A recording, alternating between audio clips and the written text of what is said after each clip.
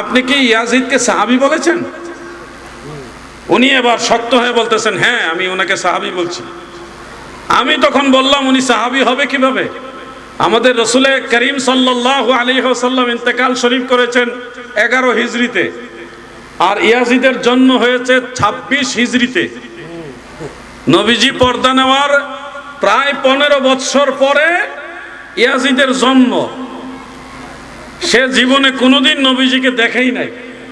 রসুল করিম সাল্লাল্লাহু আলাইহি সাল্লাম পর্দা নেওয়ার কত বছর পরে ইয়াজিদের জন্ম? 15 বছর পরে। তো সাহাবীর সংজ্ঞা হলো, মান লাকিয়ান নবিয়্যা সাল্লাল্লাহু আলাইহি ওয়াসাল্লাম ঈমানান ওয়া মাতা আলাল ইসলাম ফাহুয়া সাহাবী। চট্টগ্রামে গত 2 বছর আগে বহদ্দার হাটে জুমার নামাজ পড়তে গেছিলাম এক মসজিদে, না জানি না,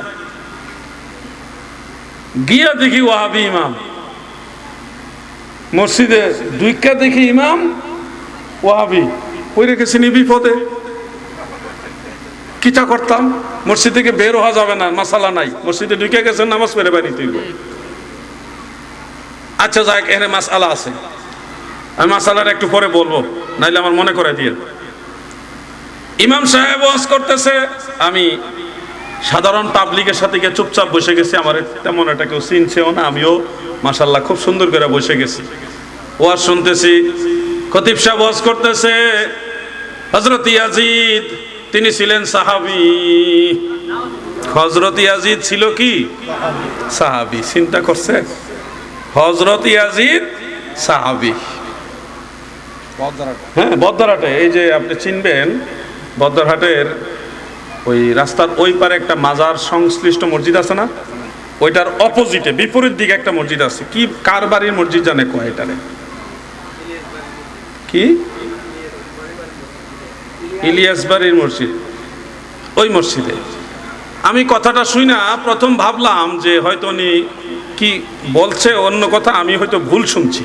পরে আমার সাথে আরো 1-2 জন আছে, আমি তাদেরকে জিজ্ঞাসা করলাম ইনস্ট্যান্ট, উনি কি ইয়াজিদকে সাহাবী বললেন নাকি? তো ওনারা বলতেছে তাই তো শুনলাম। আমি তাৎক্ষণিক দাঁড়ায় গেলাম, দাঁড়ায় বললাম যে হুজুর, আমি বেয়াদবি ক্ষমা চাই, আপনি কি ইয়াজিদকে সাহাবী বলেছেন? উনি এবার শক্ত হয়ে বলতেছেন, হ্যাঁ আমি ওনাকে সাহাবী বলছি। আমি তখন বললাম, উনি সাহাবী হবে কিভাবে? আমাদের রসুল করিম সাল্লাল্লাহু আলাইহি ওয়াসাল্লাম ইন্তেকাল শরীফ করেছেন 11 হিজরিতে, আর ইয়াজিদের জন্ম হয়েছে 26 হিজরিতে। নবীজি পর্দা নেওয়ার প্রায় 15 বৎসর পরে ইয়াজিদের জন্ম। সে জীবনে কোনোদিন নবীজিকে দেখেই নাই। রসুল করিম সাল্লাল্লাহু আলাইহি সাল্লাম পর্দা নেওয়ার কত বছর পরে ইয়াজিদের জন্ম? 15 বছর পরে।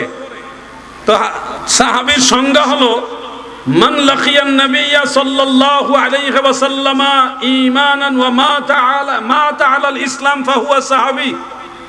যারা ঈমানের সাথে নবীজির সাথে মিলিত হয়েছে, নবীজিকে ঈমানের সাথে দেখছেন বা সাক্ষাৎ পেয়েছেন, ওয়া মাতা আলাল ইসলাম, এবং ইসলামের উপরে মারা গেছেন, তাদেরকে বলা হয় সাহাবী। ইয়াজিদের জন্মই তো হয়েছে নবীজি পর্দা নেওয়ার 15 বছর পরে। তো ইয়াজিদ সাহাবী হইল কিভাবে, আমাকে একটু বোঝান। সেখানে কওমি মাদ্রাসার, বিশেষ করে আপনাদের হাটহাজারী মাদ্রাসার কয়েকজন আলেম ছিল মসজিদে। আল্লাহর কি হুকুম, হ্যাঁ ভিডিও হয়েছিল, পুরোটা তার হয় নাই। যখন একটু ভেজাল বাইরে গেছে তখন ভিডিও করা হয়েছে, আগেরটা হয় নাই। এত কিছু হবে তো ভাবে না মানুষে। কয়েকজন আলেম ছিল হাটহাজারী মাদ্রাসার, এবং বদ্দারহাটের আশেপাশে মনে একটা কওমি মাদ্রাসা আছে, সেখানের কয়েকজন আলেম ছিল। ওই আলেমরা আবার আমার সমর্থন করছে, এরা বিরোধিতা করে নাই। আলেম তো দল যেটাই করুক, আলেম হইলে একটা গুণ থাকে, এই যে পড়ালেখা করছে, 2-4 কথা পড়ছে, তো এই জন্য ইলিম থাকলে কাজে লাগে। এই কওমি আলেমরা আমার পক্ষে দাঁড়াইছে। হ্যাঁ তাই তো, জিহাদি সাহেব যেটা বলছেন ঠিক বলছে, আপনি একটু বলেন। তো উনি বলতেছে আমার কাছে দলিল আছে। কি দলিল আছে? কয়টা আমি পরে দিব, এখন না। কখন দিবেন? যে নামাজের পরে। এখন তো আমি ওয়াহাবির পিছনে তো আমি নামাজ পড়ি না। তা আমি আমার কায়দায় নামাজ পড়ছি কেমনে, আমি মাসালাটা বলবো, আমার একটু খেয়াল করে দিয়েন আপনারা, ভুলে গেলে। নামাজের পরে সুন্নত বাদাল জুমা 4 রাকাত পড়লাম, এরপরে 2 রাকাত নফলও পড়লাম। বেচারা নামাজ শেষ হইতেছে না, ইমাম সাহেবের নামাজ আর শেষ হইতেছে না, উনিও পড়তেছে আরো পড়তেছে। আমি তো খুঁটি মেরা বইছি, আজকে উঠতাম না। উনি কয় রাকাত নামাজ পড়তে পারে দেখি আজকে। আচ্ছা, অনেকক্ষণ পরে নামাজ শেষ হইলো, ওইটাই নামাজ শেষ করে উনি মসজিদের পাশে কবরস্থান আছে, ওইখানে ওইটা গিয়ে দাঁড়ায় গেছে জিয়ারত করব। জিয়ারত লম্বা সময় ধরে করতেছে। আল্লাহর কি দয়া, যারা জিয়ারত করলে আমরা কই মাজার পূজারি, আজকে তারা লম্বা জিয়ারতে দাঁড়াইছে। আমি খুশি, আমিও জিয়ারতে দাঁড়াইছি। জিয়ারত বেশ অনেকটা সময় নিয়ে হইলো। তারপরে আমি বললাম যে হুজুর আমি কিন্তু আসি, আমাকে দলিলটা দেখাইতে হবে। কো আপনি আসেন? আচ্ছা ঠিক আছে, আমি দলিল দেখাচ্ছি।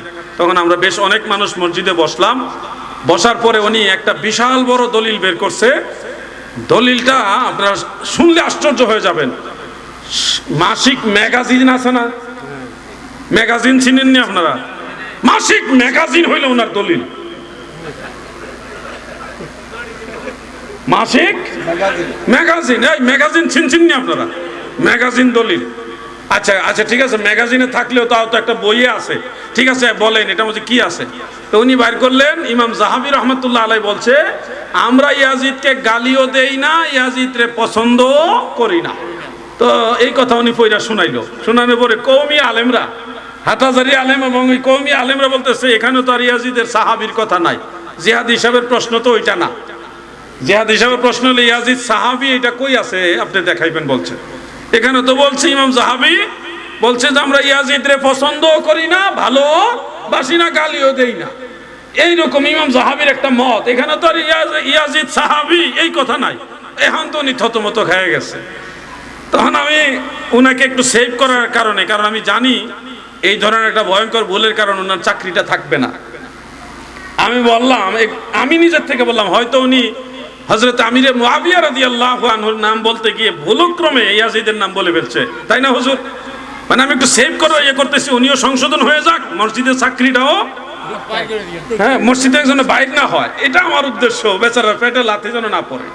বেচারা কি করলো, না না ইয়াজিদের ব্যাপারে আমি বলছি নে মরসদ নেই। এখন সব আলেমরাই আমার সমর্থন করলো, না না ইয়াজিদ সাহাবী না, উনি সাহাবী না, এটা আমরা একবার শিওর। তো মোটামুটি মসজিদ কমিটিও বুঝতে পারছে। পরে শুনছি আসরের সময় ওনার চাকরি নাই। পরে আবার আইছে কি না আমি জানি না, আইতেও পারে, কারণ হইলো যে যারে ভালোবাসে তার আনতেও পারে। কিন্তু আমাদের বক্তব্যটা হলো, যুবক ভাইরা শোনো, আকীদার গুরুত্ব কেন দিতে হয়? আকীদার গুরুত্ব কেন দিতে হয়? তুমি যদি আকীদার গুরুত্ব না দাও তাহলে ওই ইয়াজিদের ভালোবাসাও তোমার দিলের ভিতরে ঢুকে যাবে। ইয়াজিদের ভালোবাসাও তোমার দিলের ভিতরে ঢুকে যাবে। কিশোরগঞ্জে এক মসজিদ আছে, পাগলা মসজিদ। পাগল, সে আল্লাহর পাগল ছিল, আল্লাহর পাগল ছিল। সেই লোকের নামে মানুষ টাকা দেয়, সারা বছর ওয়াজ করে মান্নতের টাকা খাওয়া যাবে না, মান্নত করে হারাম। মানুষ পাগলের নামে মান্নত করে টাকা দিতেছে, আর এটা ওয়াহাবিরা বস্তা বান্ধা বান্ধা খাইতেছে। এদের কোনো ধর্ম আছে কোন দেখি?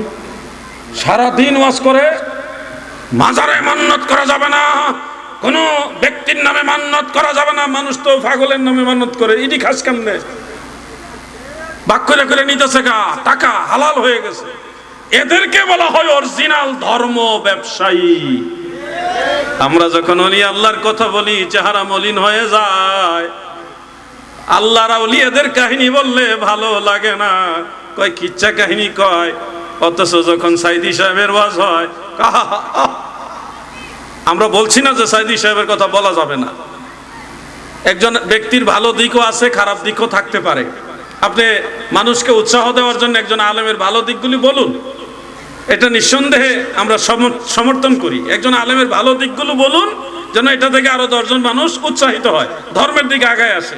এখন সাইদি সাহেবের কাহিনী বললে কত খুশি, কিন্তু যখন আপনি বড় পীর আব্দুল কাদের জিলানী রহমতুল্লাহ আলাইহির কথা বলবেন, হযরত শাহজালাল রহমতুল্লাহ আলাইহির কথা বলবেন, বাইজিদ বুস্তামি রহমতুল্লাহ কথা বলবেন, এই হুজুর কোরআন হাদিস জানে না, কোরআন হাদিস করে কিচ্ছা কাহিনী কইতে আইছো কেন? এরকম হয় কিনা বলেন? ওলি আল্লাহদের কথা এদের পছন্দ হয় না, এরাই হলো খারেজি, কারবালার ইয়াজিদ বাহিনী, ঠিক কিনা বলেন? আপনাদের চট্টগ্রামের কৃতি সন্তান আমাদের মাননীয় স্বরাষ্ট্রমন্ত্রী, ওনার নাম জানে কি, জনাব সালাউদ্দিন আহমদ সাহেব, তিনি অনেক সুন্দর সুন্দর তথ্য জাতীয় মহান সংসদের মধ্যে প্রকাশ করেন, আমরা সেগুলি শুনে উপকৃত হই। 22,000 কোটি টাকা, 22,000 কোটি টাকা। এরপরে লিল্লাহে তাকবীরের গ্রুপ যেটা বাইরেছে ইহুদি জনতা, আমি এদেরকে তৌহিদি জনতা বলি না, এগুলি হলো ইহুদি জনতা। বাইরে মুসলমান হলো, ভিতরে ইহুদিদের এজেন্টরা। এরা ওই তাকবীরের ধ্বনি দিয়ে দিয়ে ইমাম হুসাইনের গলায় ছুরি চালিয়েছে। এরা যদিও নবী মুসলমান, কিন্তু এরা মুসলমান নয়, এরা নবীর দুশমন, ইসলামের দুশমন। ঠিক কিনা বলো? আজকে এই মাহফিলে আসার আগে একটা বক্তব্য শুনলাম, আমাদের একজন আলেম, উনি কওমি অঙ্গনের বড় আলেম, তিনি বলতেছে আপনারা শুধু দুইজনরে নিয়ে ফালাফালি করেন, ইমাম হাসান ইমাম হুসাইন, এই দুইজনকে নিয়ে ফালাফালি করেন। নবীজির তো আরো কয়েকজন নাতি আছে, তাদের ব্যাপারে আলোচনা করেন না কেন? এই যে কথাটা একটা সৌন্দর্য আছে যে নবীজির আরো কয়েকজন নাতি আছে, ওনাদের নাম এই এই এই, আপনারা তাদের ব্যাপারে আলোচনা করবেন, এতে করে দয়াল নবীজি খুশি হবে। ইমাম হাসান ইমাম হুসাইনের আলোচনা করবেন, পাশাপাশি অন্যান্য নাতিদের নিয়ে আলোচনা করেন। এই কথাটার মধ্যে একটা মাধুর্যতা আছে। তো এই যে কইল দুইজন লিয়া লাফালাফি করি, ইমাম হাসান ইমাম হুসাইনের কথা বলাটা ওনার কাছে লাফালাফি। নাউজুবিল্লাহ বলেন। আচ্ছা আপনারা বলেন, নবীজির সব নাতিরা মহাসম্মানিত, এতে আমাদের কোনো অবজেকশন থাকার সুযোগ নাই। ওনারা আমাদের মাথার তাজের চেয়ে দামি, অতুলনীয়। কিন্তু ইমাম হাসান ইমাম হুসাইনের মর্যাদা স্পেশাল, আমার নবীজি বলছে না, ইমাম হাসান ইমাম হুসাইন রাদিয়াল্লাহু আনহুমার মর্যাদাটা ব্যতিক্রম। নবীজি বলছে, আল হাসান ওয়াল হুসাইন মিন্নি ওয়া আনা মিনাল হাসান ওয়াল হুসাইন। হাসান এবং হুসাইন আমি রাসূলের অংশ, আমিও তাদের অংশ। নবীজি সাল্লাল্লাহু আলাইহি ওয়াসাল্লাম ইমাম হাসান ইমাম হুসাইন সম্পর্কে বলেন, তারা হলো সাইয়্যিদা শাবাবি আহলিল জান্নাহ। জান্নাতে যত যুবক থাকবে তাদের সবার সরদার হবে ইমাম হাসান ইমাম হুসাইন। সুবহানাল্লাহ বলেন। স্পেশাল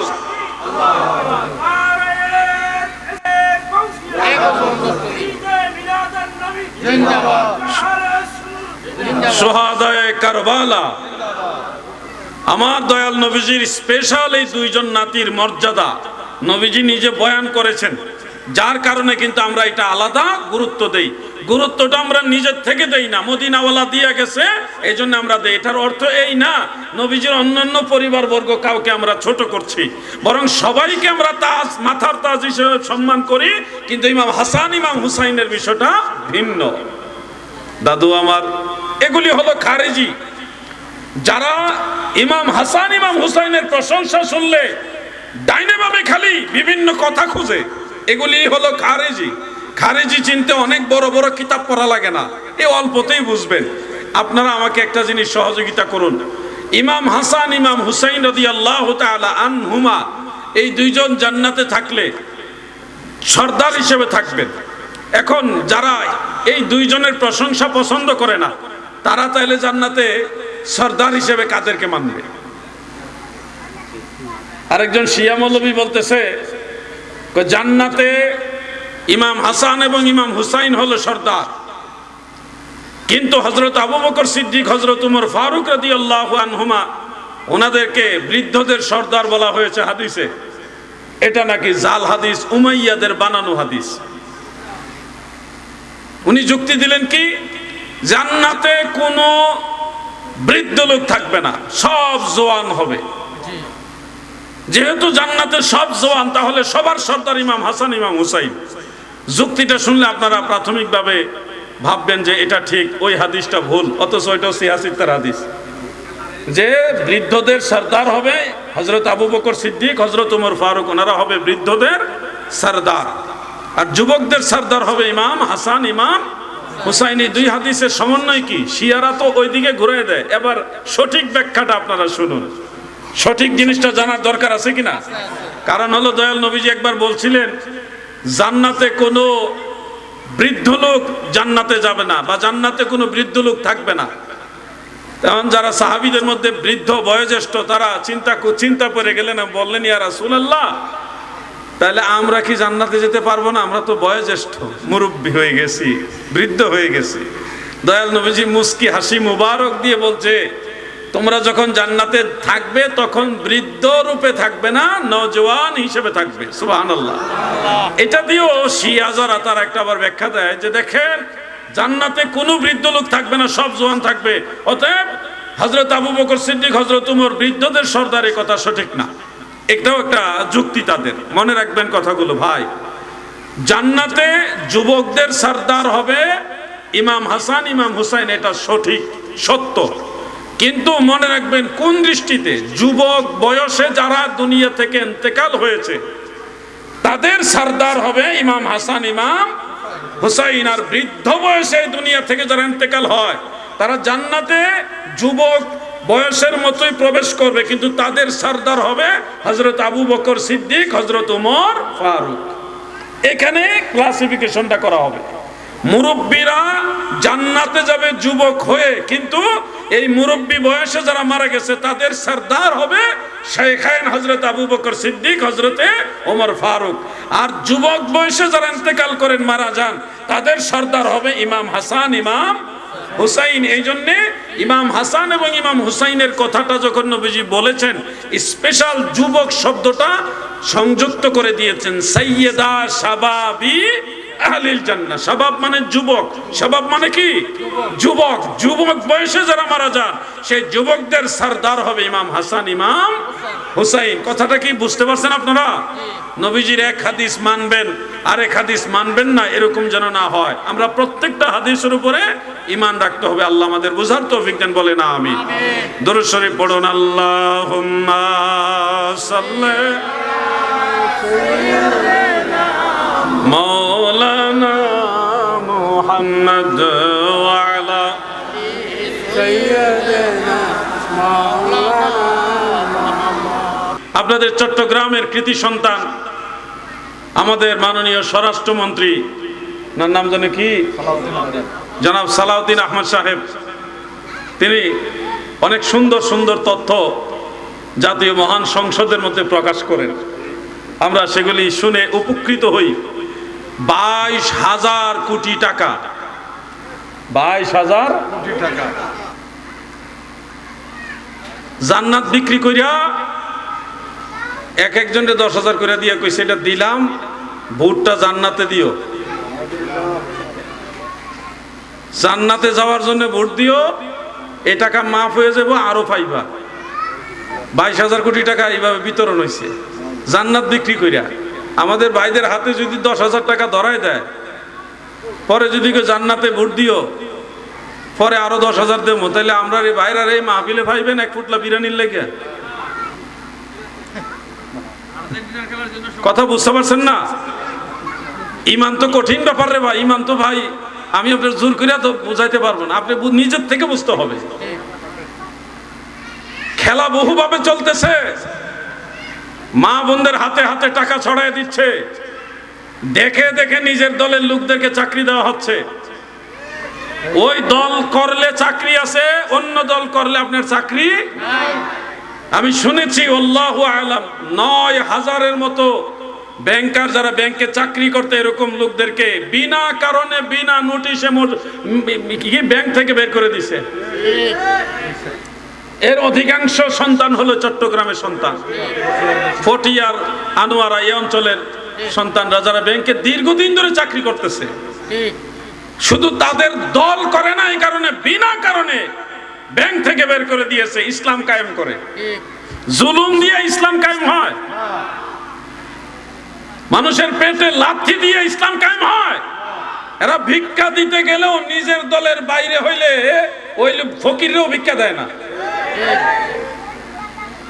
এরা ইসলাম কায়েম করবে। দুইটা ছেলেকে ধরছে শেরপুরে, আমি এই ভিডিওটা দেখছি, আমি এটা ডাউনলোড করে রাখছি। হুজুর মাদ্রাসার লেখাপড়া করে, অল্প বয়সের দুই ছেলে ধরছে। কেমনে কেমনে কেমনে কেমনে জানে তারা স্বীকার করছে তারা লাওয়াতাত করছে। লাওয়াতাত বুঝছেন না? কওমে লৌতের ঘটনা ঘটাইছে তারা হুজুরের লগে। এবার বুঝছেন নি? এখনো বুঝছেন না? আরে বলৎকার করছে উস্তাদের লগে, এখন বুঝছেন? বাঙালিরে ঘুরে কইলে বুঝে না কি করতাম আমি। আমি চাইতেছি অন্যভাবে বুঝাইতে। এই দুই ছেলে কয় আমরা উস্তাদের লোক এটা হইছে, অসুবিধা কি? উনি ইসলামের খাতির এটা করছে। কোথায় নিছে আমাদের সন্তানদের ব্রেন? নাউজুবিল্লাহ বলেন না। এরা ইসলাম কায়েম করে কি কইরা চিন্তা করছেন? ওয়াহাবিদের কাছে আপনারা ইসলাম শিখতে চান? ওয়াহাবিদের কাছে আপনারা ইসলাম যে আমানত রাখতে চান? এদের মাথায় টুপি, মুখে দাড়ি, গায়ে জুব্বা, সুন্নতি লেবাস পরে এরা কি করতে পারে কল্পনাও করতে পারবেন না। এরা মসজিদের ভিতরে পর্যন্ত বাসর করে। ছোট ছোট বাচ্চারা তাদের কাছে নিরাপদ না। তাদের সাথে শরীয়ত গর্হিত কাজ করে এবং এই বাচ্চাগুলিকে তারা দুনিয়া থেকে পর্যন্ত বিদায় করে দেয়। এরকম ঘটনা কয়েকদিন আগে কয়েকটা ধরা পড়ছে। এরা আবার ইসলাম কায়েমের স্লোগান তুলে। বেজার হইতেছেন নাকি? বেজার হলে কিছু করার না, আপনাদের সচেতন করতে হবে। ইসলাম মদিনাওয়ালার ইসলাম, ইসলাম এই খারিজিদের ইসলাম না। কারবালার ময়দানে ইমাম হুসাইন, নবীর আহলে বায়ত, নবীর কলিজার টুকরা ইমাম হুসাইন, তিনার পরিবার বর্গ নিয়ে যাচ্ছিলেন কুফা নগরীর দিকে। ইয়াজিদ বাহিনীরা, তাদের মাথায় বিশাল বড় বড় পাগড়ি, মুখে দাড়ি, জুব্বা, বিশাল বড় বড় আবাকাবা নিয়ে ইমাম হুসাইনের বিরুদ্ধে দাঁড়িয়েছে। একের পর এক বারবার ইমাম হুসাইন তাদেরকে নসিহত দিয়েছে, বুঝানোর চেষ্টা করেছে। ইমাম হুসাইনের বুঝ মানে নাই। ইমাম হুসাইন তাদেরকে বুঝানোর চেষ্টা করেছে, ইমাম হুসাইনের বুঝ তারা মানে নাই। আলাউদ্দিন জিহাদিরে মানবো? আর ইমাম হুসাইন রাদিয়াল্লাহু আনহুকে মানে না, এরা আলাউদ্দিন জিহাদিকে মানবে? বুঝাইতে না, এক ফোঁটা পানি পর্যন্ত দেয় না। দুধের শিশুকে পানি পান করাবে সেটাও দেয় নাই। এরপরে লিল্লাহে তাকবীরের গ্রুপ যেটা বাইরেছে, ইহুদি জনতা। আমি এদেরকে তৌহিদি জনতা বলি না, এগুলি হলো ইহুদি জনতা। বাইরে মুসলমান হলো, ভিতরে ইহুদিদের এজেন্টরা। এরা ওই তাকবীরের ধ্বনি দিয়ে দিয়ে ইমাম হুসাইনের গলায় ছুরি চালিয়েছে। এরা যদিও নবী মুসলমান, কিন্তু এরা মুসলমান নয়, এরা নবীর দুশমন, ইসলামের দুশমন। ঠিক কিনা বলো? এদের সাথে ইসলামের কোনো সম্পর্ক নেই। যারা নবীর নাতির গলায় ছুরি চালাতে পারে, জান্নাতের যুবকদের সরদারের গলায় ছুরি চালাতে পারে, তাও তাকবীর দিয়ে দিয়া। এখন দেখেন না, তাকবীর দিয়া মাজার ভাঙে, তাকবীর দিয়া খানকা ভাঙে, তাকবীর দিয়া দরবার ভাঙে। এই গোষ্ঠী তাকবীর দিয়া ইমাম হুসাইনকে শহীদ করছে। এই গোষ্ঠী সেই গোষ্ঠী। মাজারের বিরুদ্ধে যারা এখন বিভিন্ন ধরনের কাহিনী করতেছে, এটাই সেই গোষ্ঠী। তাকবীর দিয়া দিয়া মানুষের ডেকসি, হান্ডি পাতিল, খাবারের জিনিস, গরু ছাগল ভেড়া বকরি চুরি করে তাকবীর দিয়া, চুরি করে তাকবীর দিয়া, মুরগি চুরি করে, হাঁস চুরি করে তাকবীর দিয়া। এরা নাকি ইসলামের ধারক বাহক। কল্পনা করা যায়, বালিশ চুরি করতেছে মসজিদের ইমাম সাহেব, তালতলা মসজিদের ইমাম বালিশ চুর। আবার এই বালিশ চুরেরও মুসল্লি আছে। আমি কি এগুলি বানাই বলতেছি? জানেন না আপনারা এগুলো? এই জন্য সচেতন হতে হবে। সুন্নি মুসলমান হরে সাবধান, ওহাবি খারিজির দলে লুটিল ঈমান। মনে রাখবেন, আল্লাহকে কে সৃষ্টি করেছেন এই প্রশ্ন যে করে সে জ্ঞানী নয়। আল্লাহ তাআলা স্রষ্টা, এই কারণেই তাকে কেউ সৃষ্টি করেনি, বরং তিনি সবকিছুকে সৃষ্টি করেছেন। কোরআনুল কারীম আল্লাহ তাআলা বলেছেন, ওয়ালাইসা কামিসলিহি শাই। আল্লাহর সাথে মেসাল দেওয়ার, তুলনা দেওয়ার, উপমা দেওয়ার মতো কিছু। সবাই আওয়াজ দিয়ে বলেন, আল্লাহ কয়জন? এটা আপনাদের কি আমল না আকীদা? এটা আমল নয়, এটা আকীদা। আল্লাহর নবী বলেছেন, আমার উম্মত ৭৩ দলে বিভক্ত হয়ে যাবে, সব দল জাহান্নামে চলে যাবে, ইল্লা মিল্লাতান ওয়াহিদা, শুধুমাত্র একটি দল ব্যতীত। ৭৩ দলের মধ্যে শুধুমাত্র একটি দল জান্নাতে যাবে, আর বাকি ৭২ দল জাহান্নামে চলে যাবে। মনে রাখবেন, একজন ব্যক্তির জন্য সবচেয়ে বড় সম্পদের নাম হলো ঈমান। রূহ ছাড়া দেহের যেমনি ভাবে কোনো মূল্য নেই, ঈমান ছাড়া মানুষের তেমনি ভাবে কোনো মূল্য নেই। দুনিয়াতে আমরা যারা এসেছি, আমরা বনি আদম, কিন্তু আমরা তখনই আল্লাহ তাআলার দরবারে সম্মানিত হব যখন আমরা ঈমানদার হিসেবে গণ্য হব এবং ঈমান নামক এই মহামূল্যবান জিনিস নিয়ে কবর দেশে পাড়ি দিব। এই ঈমান যদি শুদ্ধ রাখতে হয়, পিওর রাখতে হয়, সঠিক রাখতে হয়, তাহলে আপনাকে আকীদা বুঝতে হবে। যদি আকীদার গুরুত্ব না বুঝেন তাহলে কাদিয়ানি, কখনো খারিজি, কখনো রাফিজি, কখনো মুতাজিলা, কখনো মুজাসসিমা, বিভিন্ন বাতিল ফেরকার খপ্পরে আপনারা ভাসমান হয়ে বিভ্রান্ত হয়ে আপনারা বিপদগামী হয়ে যাবেন, পরকালে ক্ষতিগ্রস্তদের কাতারে শামিল হয়ে যাবেন। আর যদি আকীদা সঠিক বিষয়টা বুঝেন তাহলে আপনাদের হাসর হবে দয়াল নবীজির সাথে, নবীজির সাহাবীদের সাথে, আল্লাহর আউলিয়াদের সাথে।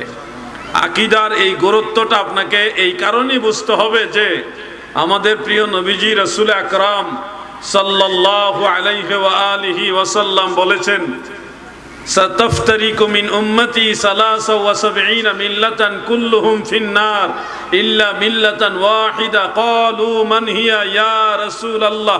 ক্বালা মা আনা আলাইহি ওয়া আসহাবি। রাওয়াহু তাবরানী ওয়া তিরমিজি।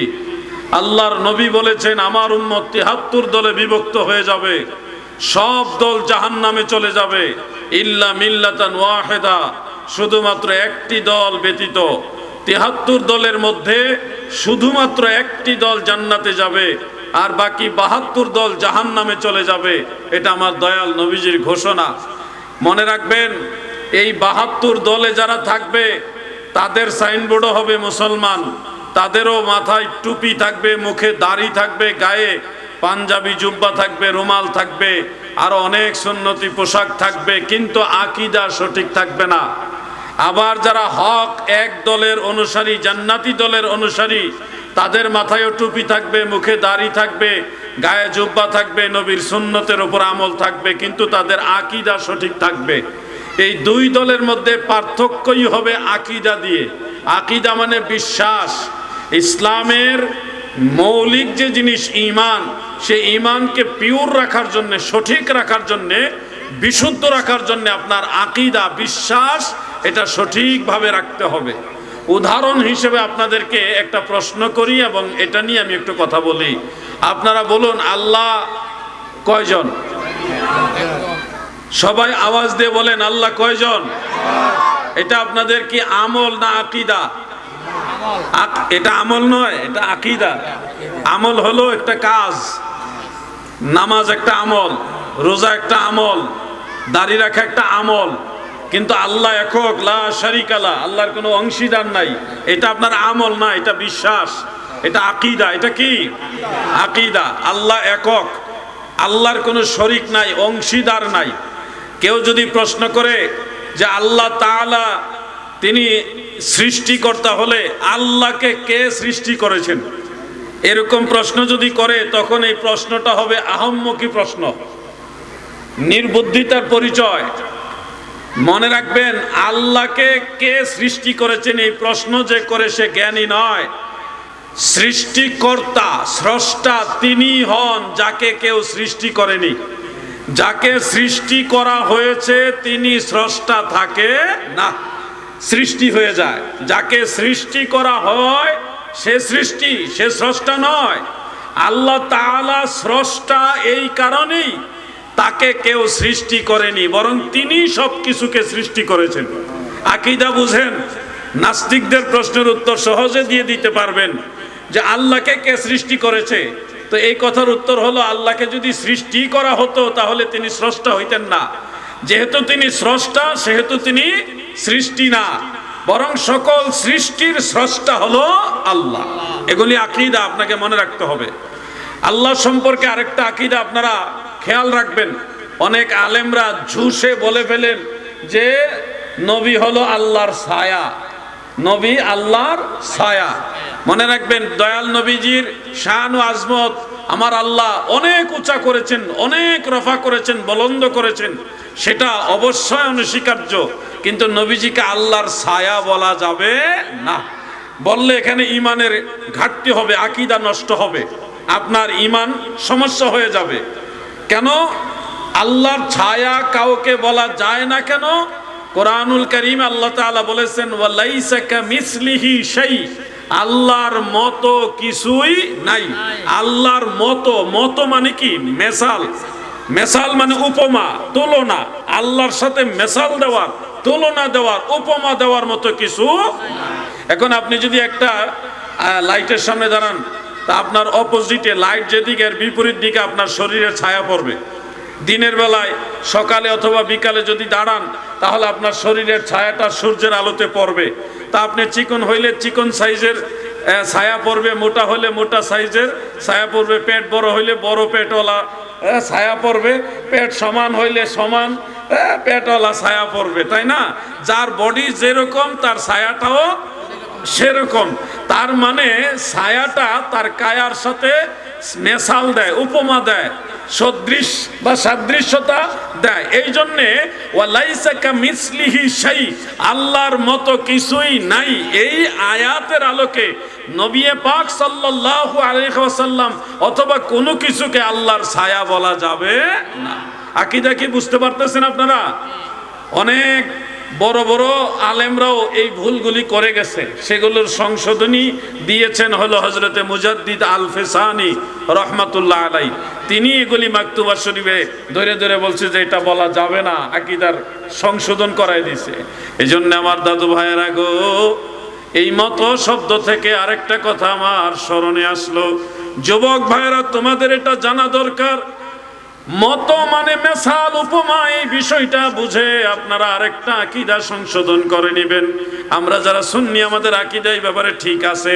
যাদের মধ্যে একটু লড়র ফড়র আছে, তারা একটু ঠিক করে নেবেন। স্বর্ণ আছে, রিয়াল আছে, ডলার আছে, পাউন্ড আছে। বেশিরভাগ নোটই হচ্ছে 1000 টাকার নোট, 500 টাকার নোট বেশি। এরপরে 10 টাকা 20 টাকা তো আছেই। স্বর্ণ আছে, হাংটি আছে, গলার চেইন পাইছি। এরপরে ছোট ছোট স্বর্ণের মানে একবারে বালিকোনা, মানে সামান্য সামান্য স্বর্ণ আছে, 10 আনা 5 আনার ইয়ে আছে স্বর্ণগুলো। এখানে 3 দিনের টাকা, সম্ভবত 3 দিনের টাকা এখানে গণনা হচ্ছে। এখন এখানে তো শুধু টাকা এবং অনেক গবাদি পশু, গরু ছাগল আসে, এগুলো তো এখানে হিসাব কাউন্টিং হচ্ছে না। এটা অন্যভাবে হয়তো ডিসি সাহেব করবেন, কিভাবে এটা করবেন। এখন তো বিএনপি সরকার ক্ষমতায়, মাননীয় প্রধানমন্ত্রী তারেক রহমান, তিনি কিন্তু অলিয়া উলিয়াদের ভালোবাসেন, নবীজিকেও মহব্বত করেন, দাঁড়াইয়া নবীজিকে সালামও দেন। এরকম আমরা ভিডিও দেখেছি। তিনি হযরতে শাহজালাল রহমাতুল্লাহ আলাইহির দরবারে কিছুদিন আগে একটা গরু হাদিয়া দিয়ে আসছে মানুষদের খাওয়ানোর জন্য। দেখছেন কিনা আপনারা? প্রধানমন্ত্রী কিন্তু গরু দিয়ে আসছে যে জবাই করে মানুষদেরকে খাওয়াও। হযরত শাহজালালের জিয়ারত করছেন মাননীয় প্রধানমন্ত্রী তারেক রহমান এবং তিনার স্ত্রী সহ জিয়ারত করছেন, করে সেখানে গরু দিয়ে আসছেন। এখন এই মাজারকে কিভাবে বিতর্কিত করা যায়, এই কায়দা কিন্তু ওয়াহাবিরা খুব সুকৌশলে করে। আমরা বাঙালি কিন্তু বুঝি কম, খাই বেশি, বুঝি কম। কেমনে? মাজার কমিটি আছে, তাদের কাছে একটা হিসাব আছে, কোথায় তারা কয় টাকা পাচ্ছে, কয় টাকা খরচ করতেছে, এই হিসাব কিন্তু মাজার কমিটির কাছে আছে। কারণ এটা এমন নয় যে কমিটি নাই, এমনি এমনি চলতেছে তা না, এটা একটা বিশাল বড় কমিটি আছে। ওই কমিটিতে যারা আছে তাদের মধ্যে আবার প্রশাসনের লোকও আছে, প্রশাসনের লোকেরও সেই কমিটির সদস্য। এবং যারা ওই কমিটির মধ্যে আছে তারা সিলেটের গণ্যমান্য ব্যক্তি, ফকির না, খয়রাতি না, গরিব মানুষ না। এরা ওই সিলেটের যারা শিল্পপতি, বড় বড় ব্যবসায়ী, তারা হলো সেই শাহজালাল রহমাতুল্লাহ আলাইহির দরগা কমিটির সদস্য। এই কমিটিতে সাথে তারা নিজেদেরকে সম্পৃক্ত রাখে আল্লাহর ওলির মহব্বতে, শাহজালাল রহমাতুল্লাহ আলাইহির মহব্বতে। এখন নিয়ম হলো এই মাজারের হিসাবের মধ্যে গরমিল হচ্ছে কিনা, কোনো খেয়ানত হচ্ছে কিনা, হিসাবে তসররুফ হচ্ছে কিনা, এটা যদি আপনি ফাইন্ড আউট করতে চান, চিহ্নিত করতে চান, তাহলে প্রথম কাজ হলো কমিটির সাথে বসা এবং কমপক্ষে কয়েক মাসের হিসাব অথবা 1 মাসের হিসাব অথবা 1 বছরের হিসাব তাদের কাছে আপনি চাইতেন, যে লিখিতভাবে আপনারা কমিটির পক্ষ থেকে কত টাকা এই 1 বছরে আয় হয়েছে, কত টাকা ব্যয় হয়েছে, হিসাব দেন। এটা চাবে না? কি কথা বলেন না কেন? চাইবে না? এই যে মসজিদ আছে, মসজিদ কমিটির কাছে আপনি হিসাব না চাইয়া, আয় ব্যয়ের হিসাব না চাইয়াই যদি বলেন মসজিদ কমিটি সুর, তাহলে কি এটা কি লিগ্যাল হবে? কমিটির কাছে কোনো হিসাবও চায় নাই, কমিটিরা হতভম্ব হয়ে গেছে। হঠাৎ কইরা বাহিনী লইয়া যায়া ছোট ছোট দেখে টাকা দেখা মাথা আর ঠিক কাজ করে না, বড় বড় স্বাস্থ্যবান বাক্স লয়ে গেছে, সরকারি বাক্স। মোটা মোটা বাক্স নিয়ে থইছে, নিয়া 3 দিনে কালেকশন করে মোটামুটি একটা অ্যামাউন্ট দেখাইছে, 17 লাখ প্লাস, 17 লাখ প্লাস, এর সাথে কিছু গয়নাগাটি দেখায় বলতেছে এই মাজার ব্যবসায়ীরা সব খেয়ে ফেলতেছে, মাজার ব্যবসায়ীরা 700 বছর ধরে সব লুটপাট করে ফেলছে। আরে তুমি তখনই তাকে খেয়ানতকারী বলতে পারবে, তখনই তুমি তাকে বলতে পারবে লুটপাটকারী, যখন তার কাছে তুমি একটা হিসাব চাইবে, তার হিসাবের সাথে যখন গরমিল প্রমাণিত হবে, তখন না বলবা যে এরা টাকা পয়সা খাইছে। কমিটির মানুষদের কাছে সাংবাদিকরা জিজ্ঞাসা করছে আপনারা টাকা পয়সা কি করছেন না করছেন একটু বলেন। তারা বলতেছে আমাদের কাছে হিসাব চাইবে, তো আমাদের তো হিসাব চাওয়ারই সুযোগ দিল না ওনারা, আচ্ছা বলবে তো আমাদের একটা হিসাব দেন। হিসাব চাই নাই, উল্টা একটা অ্যাকশন নিয়ে গোটা দেশবাসীর কাছ থেকে একটা গেম নিল। মাজার কমিটি বা মাজার পক্ষে যারা, মাজারওয়ালা যারা, তাদেরকে প্রশ্নবিদ্ধ করার জন্য একটা গেম, এই গেমটাই বোঝার মতো জ্ঞান আমাদের অনেক সুন্নিদেরও হয় নাই। আমরা অনেকে মনে করতেছি ঠিক এরা মনে বহু টাকা মেরে ফেলছে। আরে ভাই, মেরে ফেলছে তখন বলা যাবে যখন হিসাবে গরমিল প্রমাণিত হবে। আপনি তো তার কাছে হিসাবই চান নাই, কিভাবে বুঝলেন এই লোকটা সব খেয়ে ফেলছে? এগুলি হলো কৌশল। সারা দেশে মাজার, পীর মুর্শিদ আউলিয়াদেরকে ছোট করার জন্য, হেন করার জন্য মানুষের ব্রেইনে এই মেসেজটা পৌঁছাইতেছে মাজার মানা যাবে না, মাজারে যাওয়া যাবে না, মাজারের কাছে টাকা দেওয়া যাবে না, ইত্যাদি ইত্যাদি। এই একটা মেসেজ মানুষের কাছে পৌঁছাই দিল। আচ্ছা আপনারা বলেন, এই যুবক ভাইরা খেয়াল করেন, আমার একটা প্রশ্নের জবাব দেন আপনারা। মাজারে টাকা দেয় কারা, ওয়াহাবিরা না সুন্নিরা? জোরে বলেন, কারা দেয়? সুন্নিরা। কোনোদিন বলছেন যে মাজারের টাকা কি হয় এই হিসাব দেন? কইছেন কোনোদিন আপনারা? আপনাদেরই টেনশন নাই। আমার কথা হলো আমি মাজারে দিছি আল্লাহর ওলির মহব্বতে, আল্লাহ তাআলা সন্তুষ্টির জন্য। এই টাকা খাদেম খাবে, এই মাজারের যারা দায়িত্বশীল আছে তারা খাবে, এই মাজারে যারা গরিব মিসকিন আছে তারা খাবে, এই মাজারের যত প্রতিষ্ঠান আছে সেখানে ব্যয় হবে কমিটির মাধ্যমে। এই নিয়তেই তো আমরা দেই। আমরা তো এমন নিয়তে দেই না যে এই টাকা সরকারে নিয়ে কোন জায়গাত নিব, এই নিয়ত না। আমার নিয়ত হলে মাজারে, এই খানকায় যত প্রতিষ্ঠান আছে, এই মাজারে এই খানকায় যত গরিব মানুষ আছে, মেহমান মুসাফির আছে, তারাই এটা খাবে, দোয়া করবে, আল্লাহর ওলিও রুহানি ভাবে খুশি হবে। এটা আমাদের মূল মাকসাদ। এখন সুন্নিরা টাকা দেয়, ওয়াহাবিরা কি মাজারের টাকা দেওয়া জায়েজ বলে? যুবক ভাইরা কথার উত্তর দেন না কেন? ওয়াহাবিরা মাজারে টাকা দেওয়া জায়েজ বলে? মাজারে মানত করা ওয়াহাবিরা জায়েজ বলে? তো তারা তো এটা জায়েজই মনে করে না, এখন গেছে টাকার ভাগ লইতো। যেই টাকা হারাম, তাদের দৃষ্টিতে যেই টাকা হারাম, এই হারাম টাকা তারা নিয়ে কি করব? এটা তো হারাম। তাদের ফতোয়া মোতাবেক টাকা কি হারাম। এই হারাম টাকা দিয়া এখন যদি তারা খায়, তাহলে কি খাইলো? হারাম খাইলো না। এখন হারাম টাকা মসজিদে লাগানো জায়েজ আছে? মুরব্বীর আওয়াজ দেন, জায়েজ আছে? হারাম টাকা মাদ্রাসায় লাগানো যাবে? এই হারাম টাকা কি করবো তারা? তাদের ফতোয়া দিয়েই তো টাকা নিতে পারবে না। আমাদের দাবি কি? আমাদের দাবি হলো যদি অসচ্ছতা থাকে, থাকতেও পারে, অসম্ভব কিছু নয়, অসচ্ছতা থাকতেও পারে, তসররুফ থাকতেও পারে। এক্ষেত্রে আমাদের করণীয় কি? প্রশাসন এবং মাজার কমিটি এবং গণ্যমান্য ব্যক্তি যারা আছে তাদের সবাই মিলে শক্তিশালী একটা কমিটি করবে, যেখানে কোনো দুর্নীতি হবে না, তসররুফ হবে না, কোনো ধরনের অসচ্ছতা থাকবে না। সেই স্বচ্ছ একটা কমিটি করে তখন এটা সুন্দর সুষ্ঠুভাবে পরিচালনা করা। এখন মূল উদ্দেশ্য তাদের স্বচ্ছতা প্রমাণ করা নয়, তাদের উদ্দেশ্যই হলো মাজার কমিটি মানে হলো মাজারের টাকা মাইরা খাইতেছে, এটা প্রমাণ করা। মেসেজ দিল যে মাজারের খাদেম এরা খারাপ, মাজারের খাদেম এরা কি খারাপ, ওই মেসেজটা দিল জাতির সামনে। কিন্তু আমরা বুঝি নাই, আমরা মনে হচ্ছে 3 দিন এত টাকা উঠছে, তাহলে 1 মাসে কত উঠছে, 1 বছরে কত উঠছে, আমাদের ব্রেইনে ঢুকাই দিয়েছে টাকা মাইরা খাইতেছে। কিন্তু তারা যে খরচ করছে কিনা, তারাও কি এভাবে উঠাইছে কিনা, এই হিসাবটা তো আমাদের কাছে প্রকাশ করা হলো। আমার ভাইরা, যুগের চাহিদা অনুযায়ী কথাগুলি বললাম। রব্বানা যালামনা আনফুসানা ওয়া ইল্লাম তাগফির লানা ওয়া তারহামনা লানাকুনান্না মিনাল খাসিরিন। রব্বানা ইগফির লানা ওয়া লিইখওয়ানিনাল্লাযীনা সাবাকুনা বিল ঈমান। হে রব্বুল আলামিন, এই সনহরা এলাকায় আপনার এক বন্ধু আল্লাহ, আপনার মায়ার বান্দা হযরতে চিকন শাহ খলিফা রহমাতুল্লাহ আলাইহির মাজারের পাশেই সুন্দর এই সোহাদায়ে কারবালার মাহফিলে বসে বিদায় বেলায় বড় আশা করে আপনার রহমতের দুয়ারে ভিক্ষার হাত উঠাইছি আল্লাহ। আল্লাহ, যুবকেরা অনেক কষ্ট করেছে, অনেক পরিশ্রম প্রতিদিন করতেছে। এই যুবকদের খেদমত, মেহনত, পরিশ্রম সবার সার্বিক সহযোগিতা দয়া করে কবুল করেন আল্লাহ। এই মাহফিলের হাদিয়া সোনার মদিনায় নূরের নবী, জিন্দা নবী, দয়াল নবীজি রওজা মুবারকে হাদিয়া পৌঁছায়া দেন আল্লাহ। तमाम साहबाई कराम, शुहादाए कराम, अहले बैतेर हुजूर, शुहादाए करबाला, चार मजहबेर इमामगण, तरिकतेर समस्त औलिया उलिया, गाउस कुतुब, नुजाबा, नुकाबा, खियार आबदाल, এই চট্টগ্রামে অসংখ্য ওলি কারাম শাহিত আছেন। খাস করে হযরতে চিকন শাহ খলিফা রহমাতুল্লাহ আলাইহির রূহে ও হাদিয়া পৌঁছায়া দেন আল্লাহ। আমরা যারা হাত উঠাইছি আমাদের অনেকের মা নাই, অনেকের বাবা নাই। এই জনমের বিদায় লইয়া মা জননী আব্বাজান কবর দেশে কেমন আছে তাও জানি না গো আল্লাহ। মেহেরবানি করে আমাদের মা বাবার কবরের আযাব মাফ করে দেন আল্লাহ।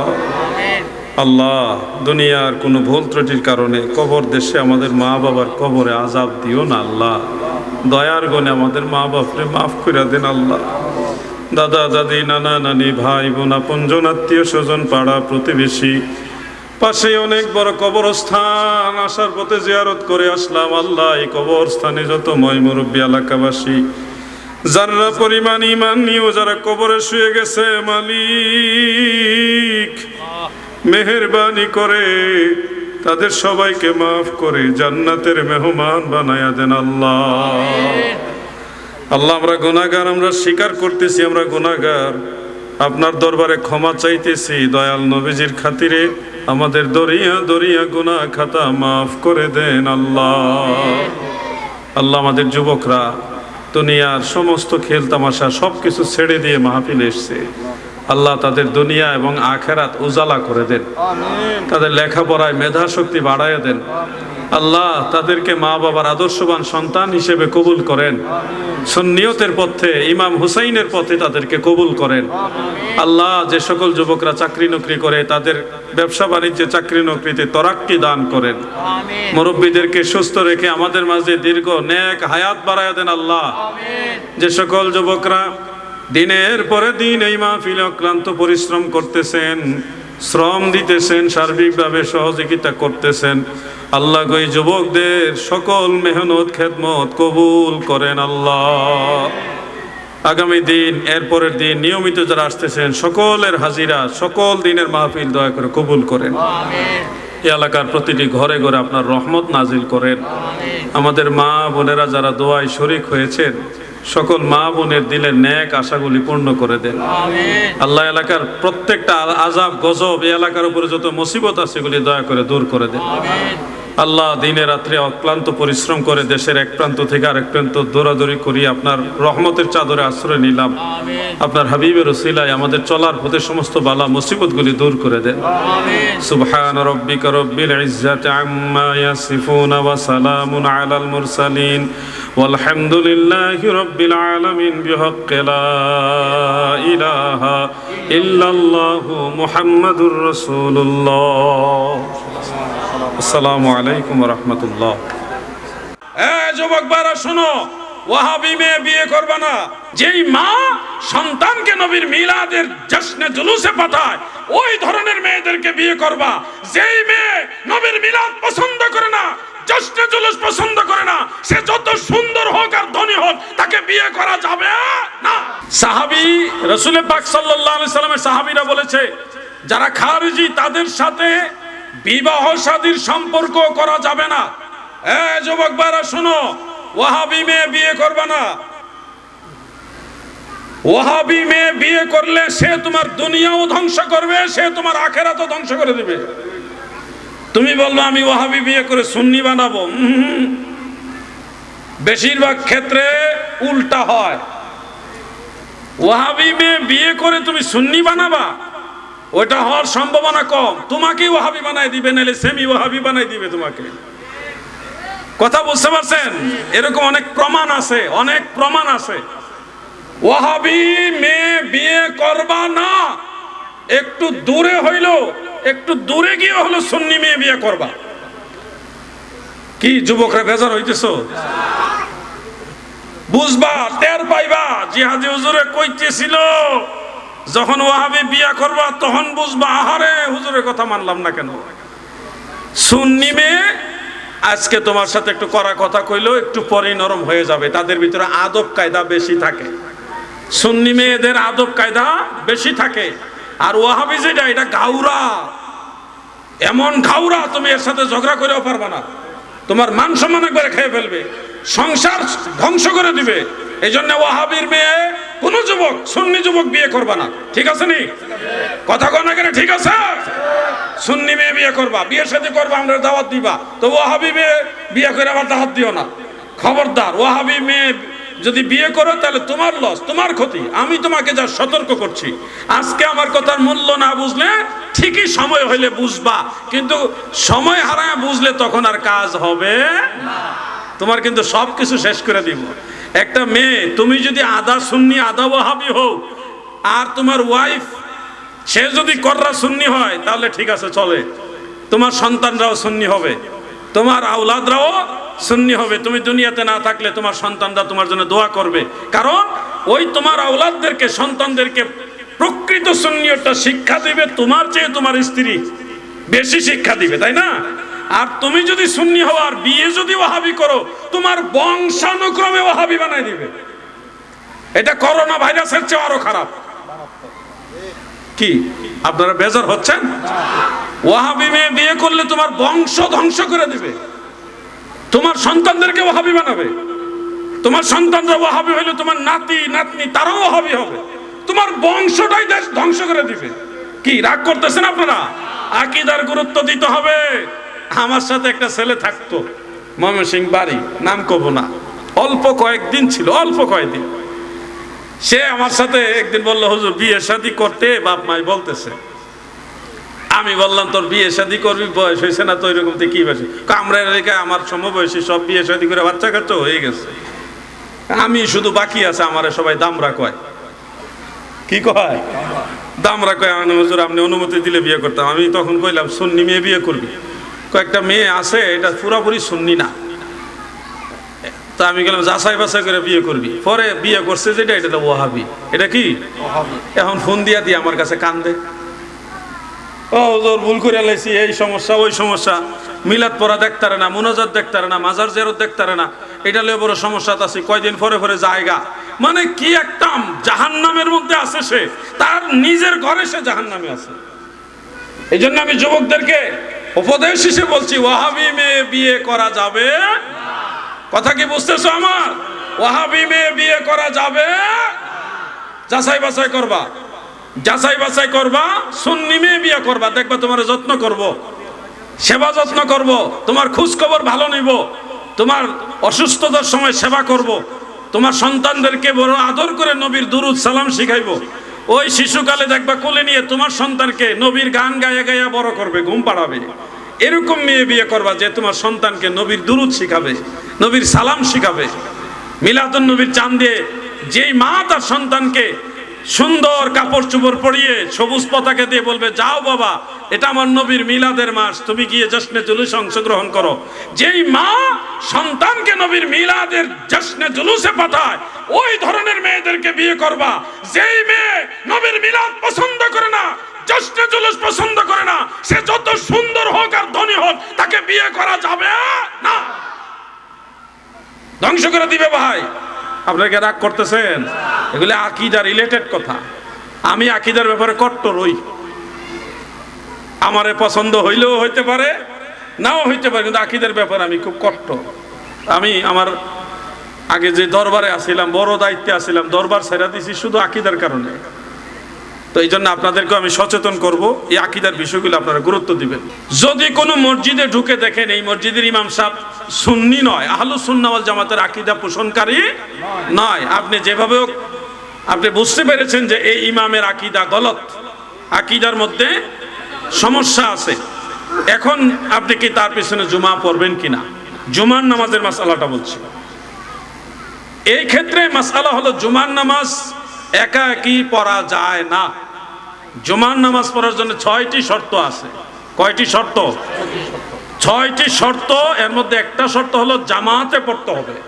একা একা অন্যান্য নামাজ হয়, কিন্তু জুমার নামাজ হয় না। এখন আপনি তো জুমা বাড়ি থেকে একা পড়তে পারবেন না, অলরেডি মসজিদে চলে আসছেন। এক্ষেত্রে আপনার জন্য মাসআলা হলো আপনি জুমা পড়বেন, ওনাদের সাথেই পড়বেন, কিন্তু আখিরি জোহর 4 রাকাত শেষে পড়বেন। আখিরি জোহর 4 রাকাত শেষে পড়ে নিবেন। সবচেয়ে নিরাপদ হলো আপনি যদি জানেন এই মসজিদের ইমাম ভেজাল, তাহলে এই মসজিদে যাবেন না। যে এই মসজিদের ইমাম আহলুস সুন্নাহ ওয়াল জামাতের আকীদার, একটু দূরে হইলেও ওখানে গিয়ে নামাজ পড়বেন।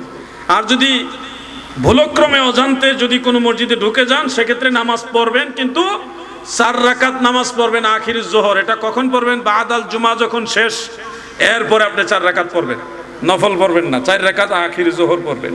এটা হলো ওই যে আপনি ইমাম যদি ভেজাল হয় নামাজ তো হয় না।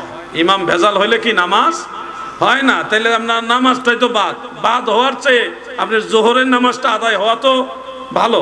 ওই জোহরের রিপ্রেজেন্টেটিভ হিসেবে আপনি এখন আখিরি জোহর 4 রাকাত পড়ে নেবেন। মাসআলাটা কি বুঝতে পারছেন আপনারা? আর 5 ওয়াক্ত নামাজের ক্ষেত্রে অনেকে আমাকে প্রশ্ন করেন, 5 ওয়াক্ত নামাজের ক্ষেত্রে অনেক এলাকার মসজিদের ইমাম সাহেব আহলুস সুন্নাহ ওয়াল জামাতের আকীদার থাকে না, তারা ভিন্ন বাতিল আকীদার লোক থাকেন। তাদের পিছনে নামাজ পড়বে কিনা, বা অনেক সময় উপায়ও থাকে না, কি করণীয়? সেক্ষেত্রে আলা হযরত আজিমুল বারাকাত ইমাম আহমদ রেজা খান ফাজিলে বেরলভী রহমাতুল্লাহ আলাইহি আমাদেরকে এই মাসআলা সুন্দরভাবে শিক্ষা দিয়েছেন। আমরা যখন দেখব যে মসজিদের ইমামের আকীদা প্রকাশ্যই আমরা জানি যে গলত, তাহলে তার পিছনে আমরা ইক্তেদা করব না। ইক্তেদা করব না, যেমন ইক্তেদাইতু বিহাযাল ইমাম বলবো না, এমনি নিজে নিজে দাঁড়াবো, কাতারে দাঁড়াবো, আমি আমার মতো তাকবীরে তাহরিমা বাঁধবো, আমার মতো সানা তাউজ তাসমিয়া সূরা ফাতিহা কেরাত, আমি সবার সাথে ম্যাচিং করে রুকুতে যাব, ম্যাচিং করে সেজদা করবে, কিন্তু আমার যাবতীয় যা কিছু সব আমি আমার মতো আদায় করব। এটা এই একটা কারণেই করবেন যে ফিতনা যেন না হয়, সমাজে যেন ফিতনা সৃষ্টি না হয়। আপনি যদি ওই অবস্থায় মসজিদ থেকে বের হয়ে আসেন, তাহলে সমাজের মধ্যে একটা ফিতনা তৈরি হবে, আপনার চলার পথ সংকুচিত হবে, সমস্যার সম্মুখীন হবেন। এই জন্য ফিতনা থেকে বাঁচার জন্য এই হিকমত অবলম্বন করবেন। সবচেয়ে বেটার হলো আপনি সুন্নি ইমাম যেখানে আছে সেখানে গিয়ে জামাত পড়া, সেখানে জামাত পড়া। যদি এমনটা হয়ে যায় যে মসজিদে একটু দেরিতে গেলেন, গিয়ে দেখলেন যে 3-4 জন আছেন, 3-4 জন মিলে আপনারা শেষে আলাদা একটা জামাত পড়ে নেবেন, বা নিজের আয়ত্তের ভিতরে একটা ছোট্ট পাঞ্জেখানা জামাত প্রতিষ্ঠা করে নেবেন। এগুলি হলো প্রেক্ষাপট অনুযায়ী সিদ্ধান্ত। কোনো মসজিদে ঢুকছেন, ঢুকে দেখছেন এই ইমাম সুন্নি নাকি ওয়াহাবি, বুঝতে পারছেন না, এখন নামাজও ছাড়তে পারবেন না, কি করবেন? নামাজ পড়ে নেবেন, ইক্তেদাইতু বিহাযাল ইমাম বলেই পড়বেন। বলার পরে আপনি 3 দিন পর্যন্ত, এটা আলা হযরতের মাসআলা, 3 দিন পর্যন্ত জানার চেষ্টা করবেন এই ইমামের আকীদা কি, সে কি নবীজির সাথে কোনো বেয়াদবি করছে কিনা, সে আহলে বাইতের সাথে কোনো বেয়াদবি করছে কিনা, গোস্তাকে রাসূল কিনা, এগুলি 3 দিন পর্যন্ত আপনি জানার চেষ্টা করবেন। যদি 3 দিনের মধ্যে আপনি জানতে পারেন এটা ওয়াহাবি, নবীর দুশমন, তাহলে ওই নামাজ আপনার দোহরায় পড়তে হবে। ওই নামাজ কি দোহরায় পড়তে হবে, নাইলে আপনার নামাজ বাদ। আর যদি 3 দিন আপনি জানার, বেশ কয়েকজন জিজ্ঞাসা করছেন, তারা কেউ এই ব্যাপারে জানে না, 3 দিন পর্যন্ত আপনি জানার চেষ্টা করছেন, কেউ এই ব্যাপারে সুরাহা বা সুস্পষ্ট ফাইসালা আপনাকে দিতে পারেনি, সেক্ষেত্রে আপনার ওই 3 দিনের কারণে চেষ্টা করেছেন, এই কারণে আল্লাহ আপনাকে মাফ করবেন। যদি ইমামের ভেজালও থাকে, আল্লাহ আপনার নামাজটা দয়া করে কবুল করবেন। এটা হলো আলা হযরতের হিকমত।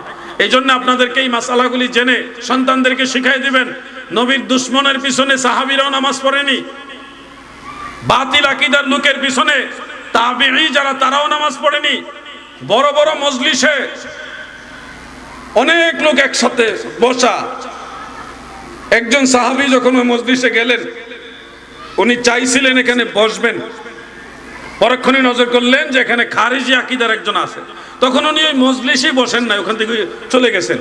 কতটা আকীদার ব্যাপারে গুরুত্ব দিতেন সাহাবায়ে কেরাম। আমি যেটা বলতে চাচ্ছি, দেওবন্দের রশিদ আহমদ গাঙ্গুহি সাহেব তিনি পর্যন্ত বলেছে আল্লাহর ওলির দরগায় আল্লাহর নামে মান্নত করা জায়েজ আছে। আল্লাহর নামে মান্নত করা কি? মাজারে মানত করার মাসালা প্রথমত দুইটা। কেউ যদি গায়রুল্লাহর নামে, আল্লাহ ব্যতীত অন্য কারো নামে মানত করে তাহলে হারাম। কারণ মানত একটি ইবাদত, ইবাদত আল্লাহ ছাড়া অন্য কারো উদ্দেশ্যে করা যায় না। আপনারা একটা মাসালা আমাকে বলুন তো, আপনারা একটু হেল্প করুন, মাজারে মানত করা যাবে কিনা? জোরে বলেন, পিছনে বাইরেও বলেন। মাজারে মানত করা যাবে কিনা এটা আপনাদেরও জানা দরকার আছে।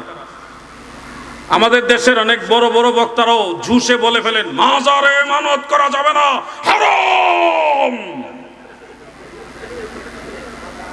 আমার কথা মিলিয়ে দেখবেন, ইউটিউবে ঢুকে বাংলায় লেখেন মাজারে মানত করা, লেখলে দেখবেন বহু ওয়াহাবি সেমি ওয়াহাবি বক্তার বক্তব্য আসবে। তাদের বক্তব্য হলো কোনো মাজারে দান করা যাবে না, মাজারে মানত করা যাবে না, গুলো হারাম। মিলিয়ে দেখবেন আমার কথাগুলো। কিন্তু আজকে শুনে রাখেন, মাজারে মানত করার মাসালা প্রথমত দুইটা। কেউ যদি গায়রুল্লাহর নামে, আল্লাহ ব্যতীত অন্য কারো নামে মানত করে তাহলে হারাম। কারণ মানত একটি ইবাদত, ইবাদত আল্লাহ ছাড়া অন্য কারো উদ্দেশ্যে করা যায় না। কিন্তু কেউ যদি আল্লাহর নামে, আল্লাহর সন্তুষ্টির জন্য আল্লাহর ওলির দরবারে মান্নত করে তাহলে দুররুল মুখতারের মধ্যে উল্লেখ, রদ্দুল মুখতার আলা দুররিল মুখতার ফতোয়ায়ে শামির মধ্যে উল্লেখ রয়েছে, ফতোয়ায়ে বাহরুর রায়কের মধ্যে উল্লেখ রয়েছে, এছাড়াও হাসিয়াতুত তাহতাবি আলা মারাকিল ফালাহ সেই কিতাবের মধ্যে উল্লেখ রয়েছে আল্লাহর নামে আল্লাহর ওলিদের দরগায় দরবারে খানকায় মানত করা জায়েজ, জায়েজ, জায়েজ। পড়ালেখা করতে হবে, লম্বা ফতোয়া দিলে হবে না যে হারাম, তার কথার দলিল নাই, সে কথা বলছে কিতাবুল আন্দাজ দিয়া, কিতাবুল আন্দাজ। কিন্তু আমি বলছি জায়েজ। দলিল দিছি কয়টা কিতাবের? ফতোয়ায়ে বাহরুর রায়েক, ফতোয়ায়ে শামি, রদ্দুল মুখতার, দুররুল মুখতার, হাসিয়াতুত তাহতাবি আলা মারাকিল ফালাহ, এই সবগুলি কিতাবের রেফারেন্স দিয়ে বলেছি এটা জায়েজ।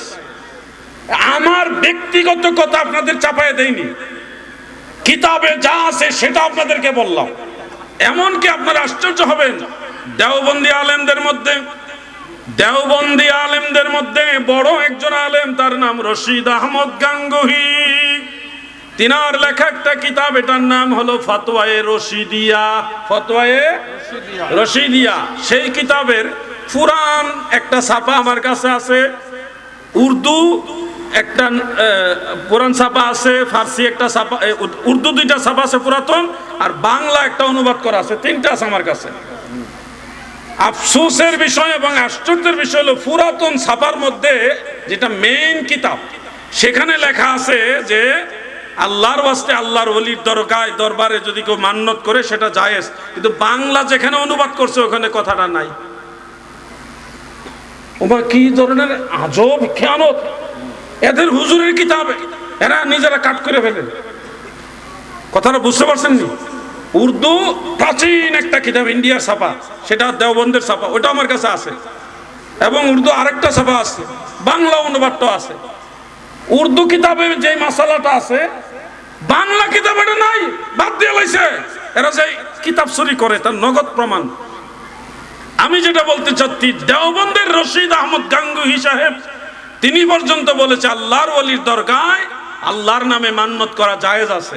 আল্লাহর নামে মান্নত করা কি জায়েজ আছে। কেউ যদি বলে আল্লাহ আমি মান্নত করলাম অমুক ওলির দরবারে আমি একটা খাসি বা একটা ছাগল দিব বা এই জিনিসটা দিব, আল্লাহকে বললো আল্লাহ আমার এই জিনিসটা হলে আমি আপনার ওলির দরবারে এটা দিব, আল্লাহকে মেনশন করে যদি কেউ মান্নত করে তাহলে সেটা জায়েজ।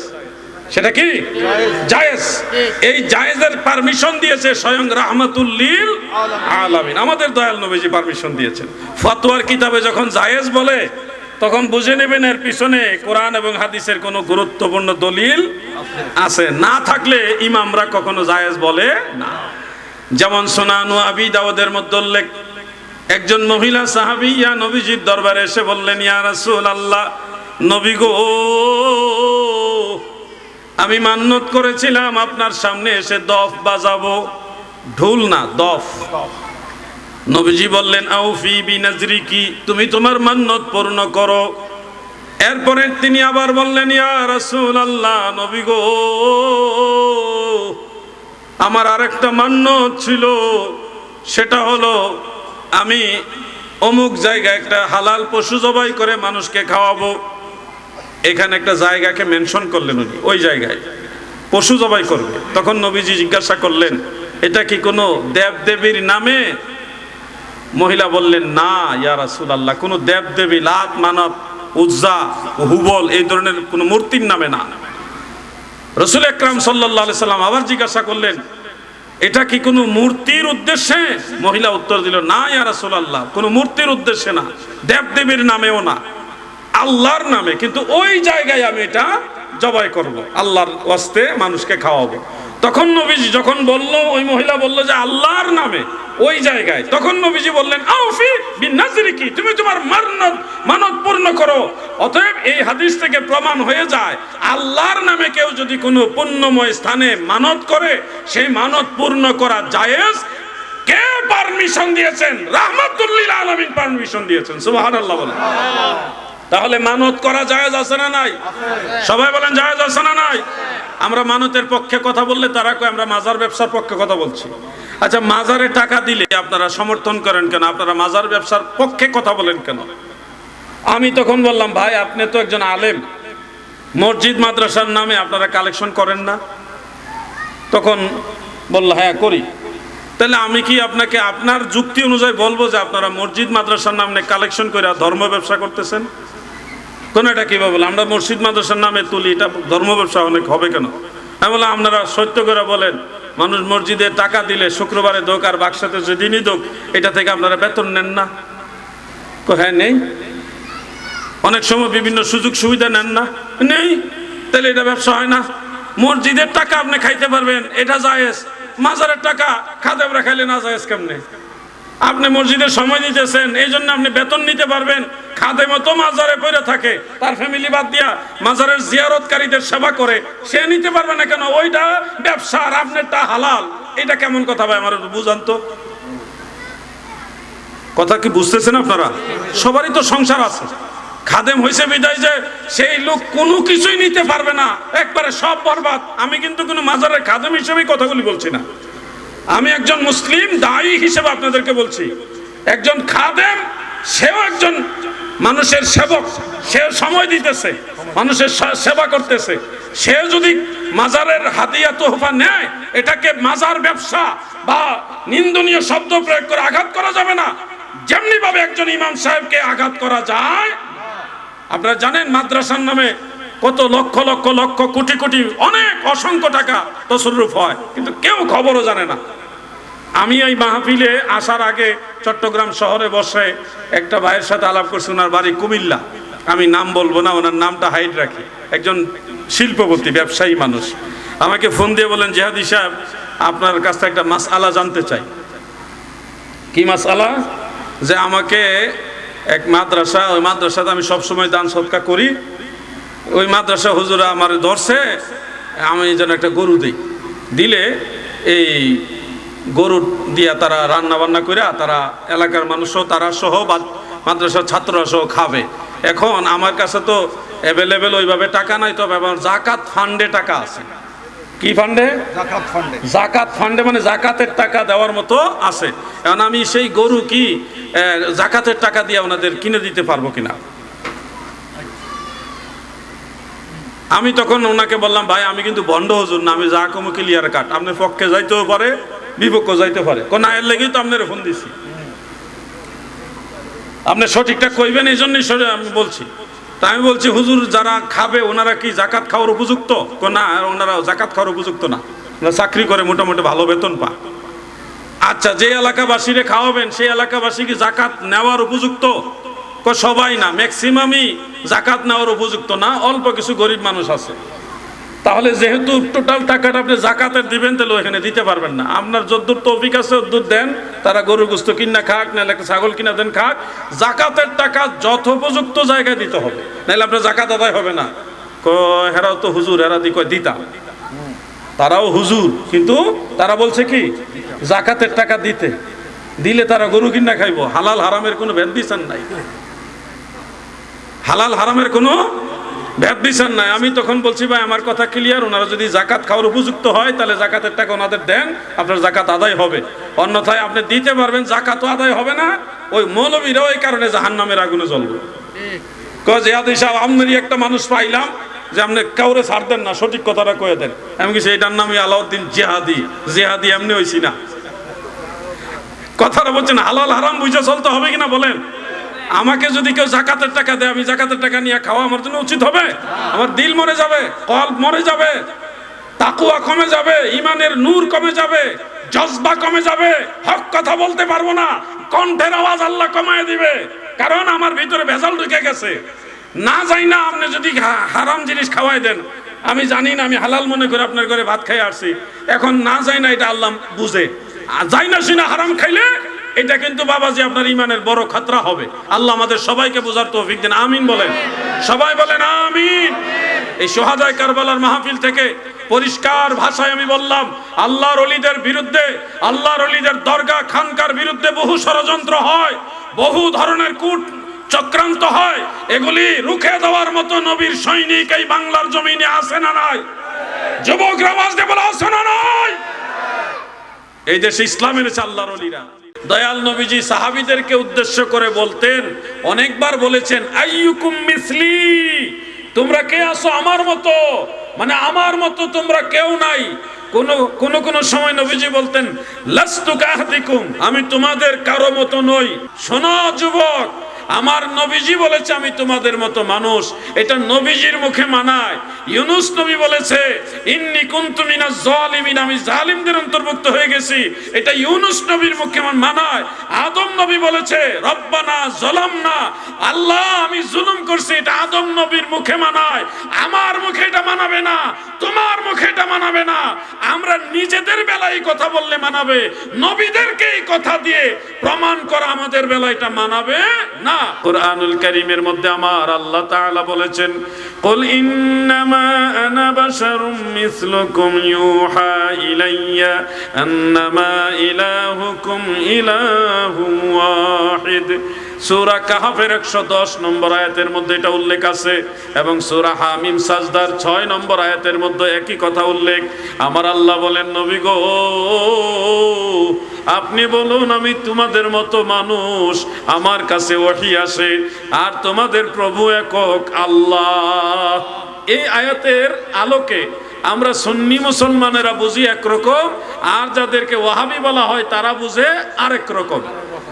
মনে রাখবেন, এখানে আল্লাহ তাআলা বলেছেন ইন্নামা আনা বাশারুম মিসলুকুম, হাবিব আপনি বলুন নিশ্চয়ই আমি তোমাদের মতো বাশার, তোমাদের মতো মানুষ। এখানে মেসালের কথা আসছে, মতো মতো উদাহরণ উপমার কথা আসছে। খুব খেয়াল করে শুনবেন যুবক ভাইরা। অনেকে বলেন কোরআন শরীফের ভিতরে আছে নবীজি আমরার মতো, তাহলে আমরা এখনো কোরআন মানবো না? কোরআন মানবে, কিন্তু কোরআন নবী যেইভাবে মানছে ওইভাবে মানতে হবে। তুমি তোমার মতো করে কোরআন মানলে হবে না, কোরআন মানতে হবে আল্লাহর নবী যেইভাবে মেনেছে ওইভাবে, সাহাবায়ে কেরাম যেইভাবে মেনেছে ওইভাবে। কোরআন যার যার মতো ব্যাখ্যা করে মানলে হবে না। যে নবীজি কোরআনের এই আয়াত কিভাবে মানছেন, আল্লাহ তো বলছে নবী আপনি বলেন আমি তোমাদের মতো মানুষ, তো এটা নবীজি কিভাবে মানছেন? যুবক ভাইরা খেয়াল করেন, আমার দয়াল নবীজি মেসালে সুরতে, বাহ্যিক অবয়বে, সাদৃশ্যতায় আমাদের মতো বললেও হাকিকতান দয়াল নবীজি বলেছেন।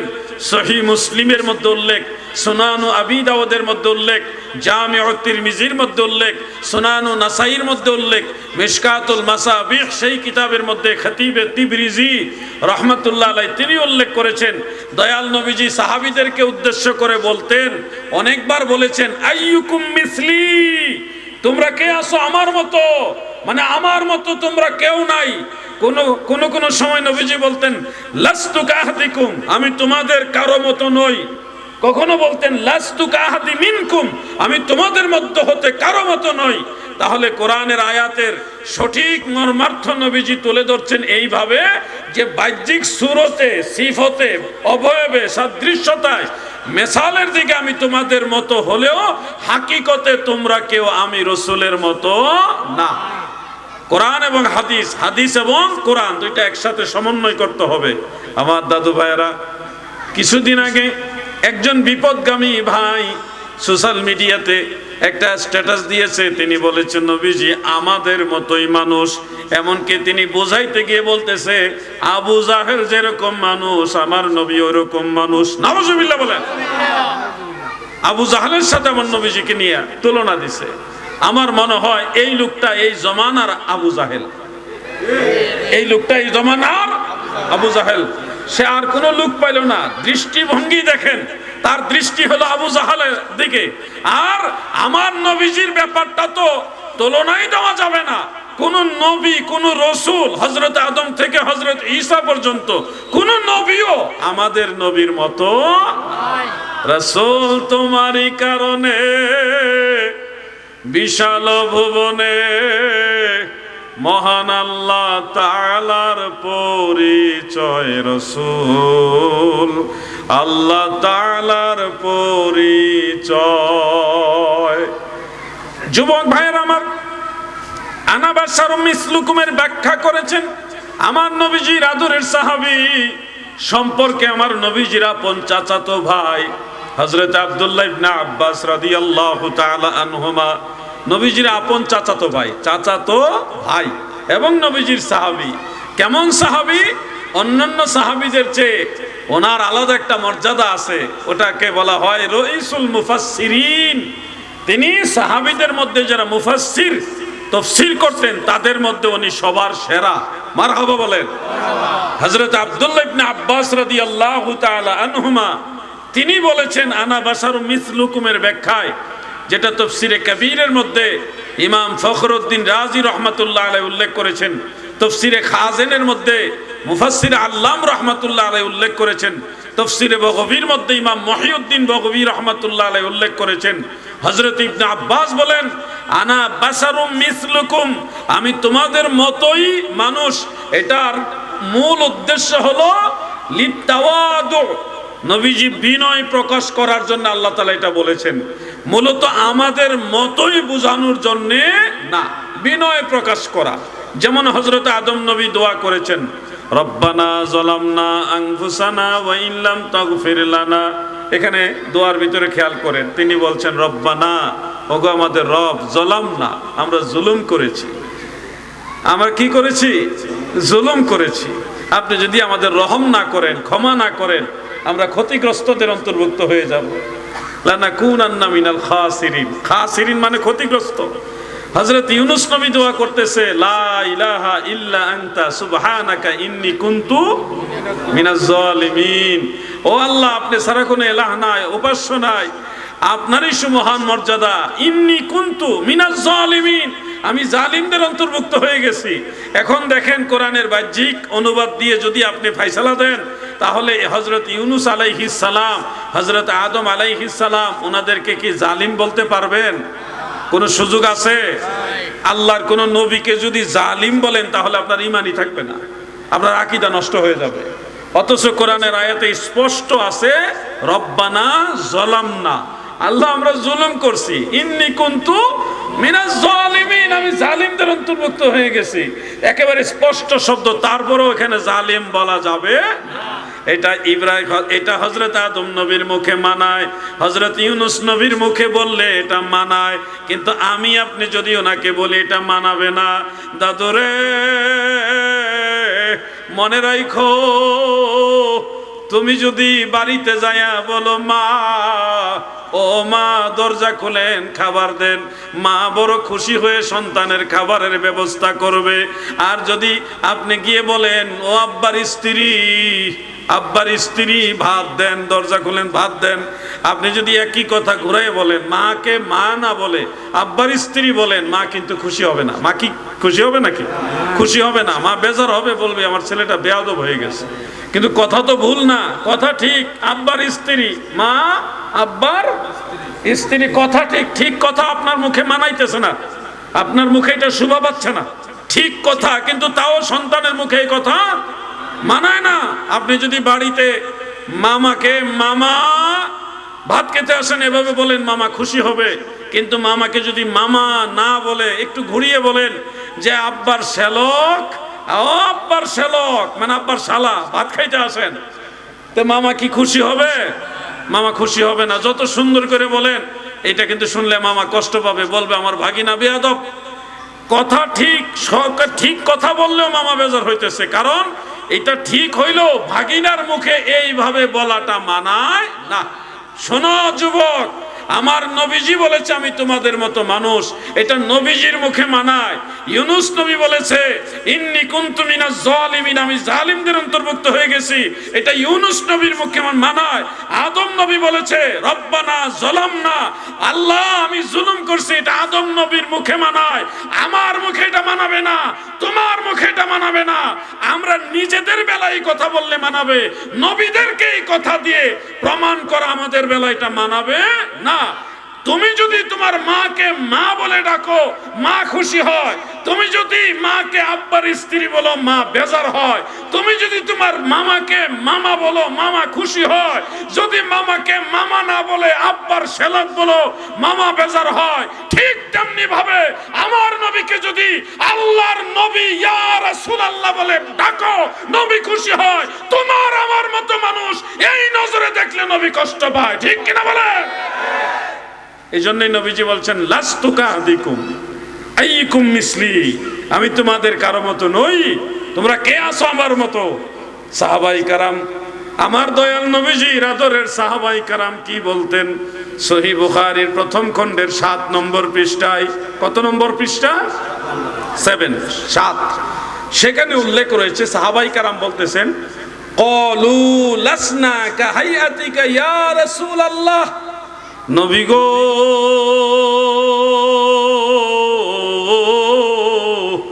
আমরা কোন সাহাবী আপনি রাসূলের মতো না। সুবহানাল্লাহ। সাহাবায়ে কেরাম বলতেছে নবীজি আমাদের মতো না। 1400 বছর পরে কেমন উম্মত হয়েছে সে নবীজিকে আমাদের মতো তো বলেই কয় আবু জাহেলের মতো, নাউজুবিল্লাহ। আবু জাহেলের সাথে নিয়ে তুলনায় কত ভয়ঙ্কর উম্মতেরা, কত ভয়ঙ্কর উম্মতেরা, কত বিপদগ্রস্ত উম্মতেরা। তাদেরও অনুসারী আছে, তাদেরও অনুসারী এই দেশে আছে, বহু ফলোয়ার্স আছে।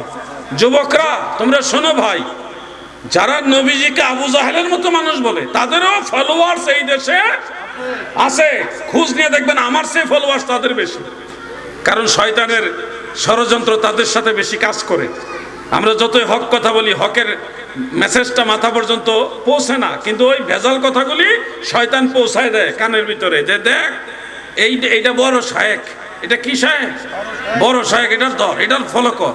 আমাদের যুবকরা কিন্তু ওইদিকে দৌড়ায়। প্রিয় ভাই আমার, আমি যেই বিষয়টা আপনাদের বোঝাতে চাচ্ছি, আমার নবীজি তিনি মানুষ কিন্তু আমাদের মতো না। তিনি বেমেসাল, বেনজির, বেনেওয়াজ। সৃষ্টি জগতে আমার আল্লাহ নবীজিকে কারো মহতাজ বানায় নাই। আমার নবীজি আল্লাহর মহতাজ, আর আল্লাহ কারো মহতাজ না। আল্লাহুস সামাদ, তিনি অমুখাপেক্ষী। প্রিয় যুবক ভাই আমার, অনেক ভাইয়েরা ব্যাখ্যা করেন এই আয়াতে আমার আল্লাহ নবীকে বলেছে ইন্নামা আনা বাশারুম মিসলুকুম। হাবিব আপনি বলুন আমি তোমাদের মতোই মানুষ। এখানে নবীজিকে বাশার বলা হয়েছে। কি বলা হয়েছে? বাশার। ওয়াহাবি যাদেরকে বলা হয় তারাই বাশারের অর্থ করে যে নবীজি মাটির তৈরি মানুষ। বাশারের অর্থ কি করে? মাটির তৈরি। বাশার মানে কি বলে? মাটির তৈরি। কিন্তু বাশার মানে মাটির তৈরি নয়। মনে রাখবেন এই কথাগুলো। বাশার মানেই মাটির তৈরি নয়। বাশার কুরআনুল কারীমের আয়াত অনুযায়ী 3 রকম হয়।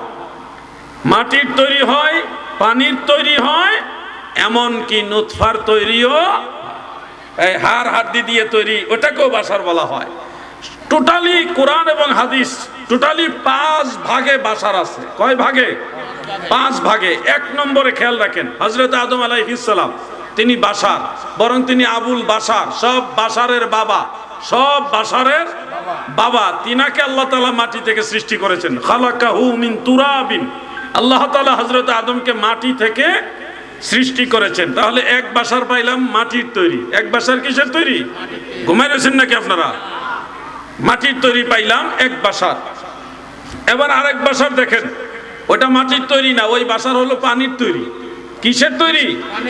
পানির তৈরি। সেই বাসার কথা আছে সূরা ফুরকানের মধ্যে। আল্লাহ তাআলা সেখানে বলেন, ওয়া হুয়াল্লাযী খালাকা মিনাল মাই বাশারা, ওয়া হুয়াল্লাযী খালাকা মিনাল মাই বাশারা ইলা আখিরিল আয়া। এখানে আল্লাহ তাআলা বলেছেন তিনি সেই সত্তা, তিনি সেই মহান আল্লাহ যিনি পানি থেকে বাসার সৃষ্টি করেছেন। তাহলে আরেক বাসার হলো পানির তৈরি, এক বাসার হলো মাটির তৈরি, আরেক বাসার কিসের তৈরি? পানির তৈরি। আবার খেয়াল করেন 3 নম্বর বাসার, আমি 5টা বাসারের ব্যাখ্যা দিচ্ছি। 3 নম্বর বাসার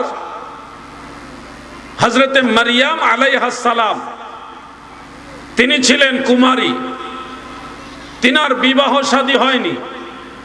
ওই অবস্থাতে আল্লাহ তাআলা তিনাকে গর্ভে হযরতে ঈসা আলাইহিস সালামকে পাঠিয়েছেন। এটা একটা ব্যতিক্রম ধর্মী আল্লাহর কুদরতের নিদর্শন। কিভাবে হলো এই ঘটনা? হযরতে মারিয়াম আলাইহাস সালাম তিনি যে ঘরে থাকতেন সেই ঘর আমি দেখে আসছি ফিলিস্তিনে মসজিদুল আকসার কাছে।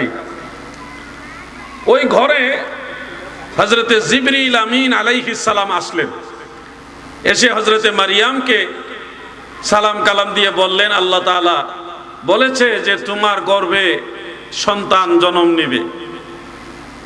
হযরতে মারিয়াম বললেন আমাকে তো কোনো পুরুষ লোক স্পর্শ করেনি, তাহলে এটা কিভাবে হবে? জিবরিল আমিন বললেন আল্লাহ চায় এই কারণে হবে। সুবহানাল্লাহ বলেন।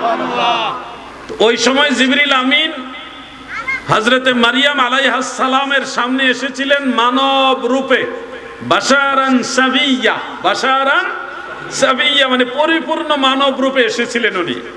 তাহলে এখানে আরেক বাশার পাইলাম যাকে জিবরিল আমিনকে মিন করে বাশার বলা হয়েছে। তো জিবরিল আমিন তিনি তো মাটির তৈরিও না, পানির তৈরিও না। জিবরিল আমিন হলো নূরের তৈরি। জিবরিল আমিন কিসের তৈরি? নূরের তৈরি। তাহলে নূরের তৈরি হযরতে জিবরিল আমিন আলাইহিস সালামকে আল্লাহ বাশার বললেন। সূরা মারিয়ামের মধ্যে এটা আছে। তো এখন বাশার পাইলাম 3 রকম, এক বাশার মাটির তৈরি, আরেক বাশার পানির তৈরি। আমার সাথে একটু রিঅ্যাকশন দিবেন আপনারা। 3 নম্বরে আরেক বাশার পাইলাম নূরের তৈরি। 3 নম্বরে আরেক বাশার কি পাইলাম? নূরের তৈরি। এবার 4 নম্বরে শুনেন, 5টা বাশারের কথা বলবো বলেছিলাম। 4 নম্বরে হলো হযরতে আদম আলাইহিস সালামের স্ত্রী, আমাদের আদি মাতা হযরতে হাওয়া আলাইহাস সালাম। তিনি মাটির তৈরিও নন, তিনার মাও নাই বাবাও নাই, এই জন্য উনি পানির তৈরি বা নুতফার তৈরি হওয়ারও সুযোগ নেই। তিনাকে আল্লাহ তাআলা নূর দিয়েও বানাননি, তিনাকে বানিয়েছেন, সৃষ্টি করেছেন আল্লাহ হযরতে আদমের বাম পাজরের নরম হাড্ডি দিয়ে, যেটা সহিহ বুখারীর মধ্যে পরিষ্কার উল্লেখ আছে। এবার আমরা 4 নম্বর মানুষ বা বাশার পাইলাম হাড্ডির তৈরি। কিসের তৈরি? হাড্ডির তৈরি। আল্লাহ পারে কিনা? যুবক ভাইরা বলেন আল্লাহ পারে কিনা?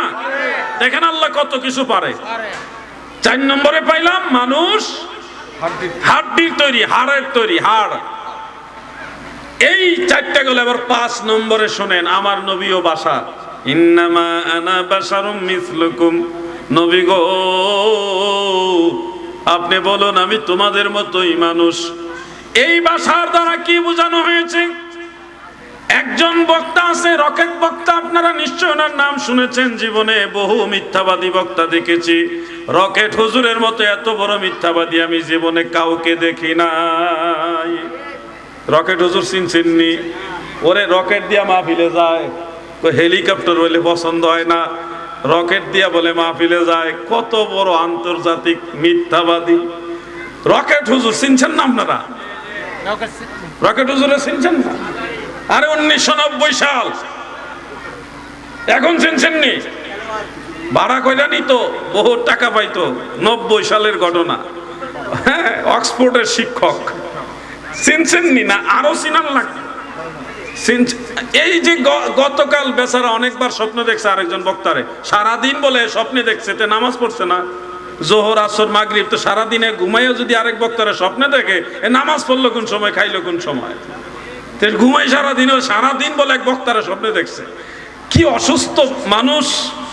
এই লোকে একটা বক্তব্য দিয়েছে মানুষকে ধোঁকা দেওয়ার জন্য। কোরআন দিয়ে মানুষকে ধোঁকা দেয়, তারা কোরআন দেখিয়ে মানুষকে ধোঁকা দেয়। ইউদিল্লু বিহি কাসীরা ওয়া ইয়াহদি বিহি কাসীরা। কোরআন দিয়ে বহু মানুষ গুমরাহ হবে, কোরআন দিয়ে বহু মানুষ হেদায়েতের পথ পাবে। আমি বোঝানোর জন্য বলছি, কোরআনুল কারীমে মহান আল্লাহ তাআলা বলেছেন, কুল ইন্নামা আনা বাশারুম মিসলুকুম, নবী গো আপনি বলুন আমি তোমাদের মতো বাশার।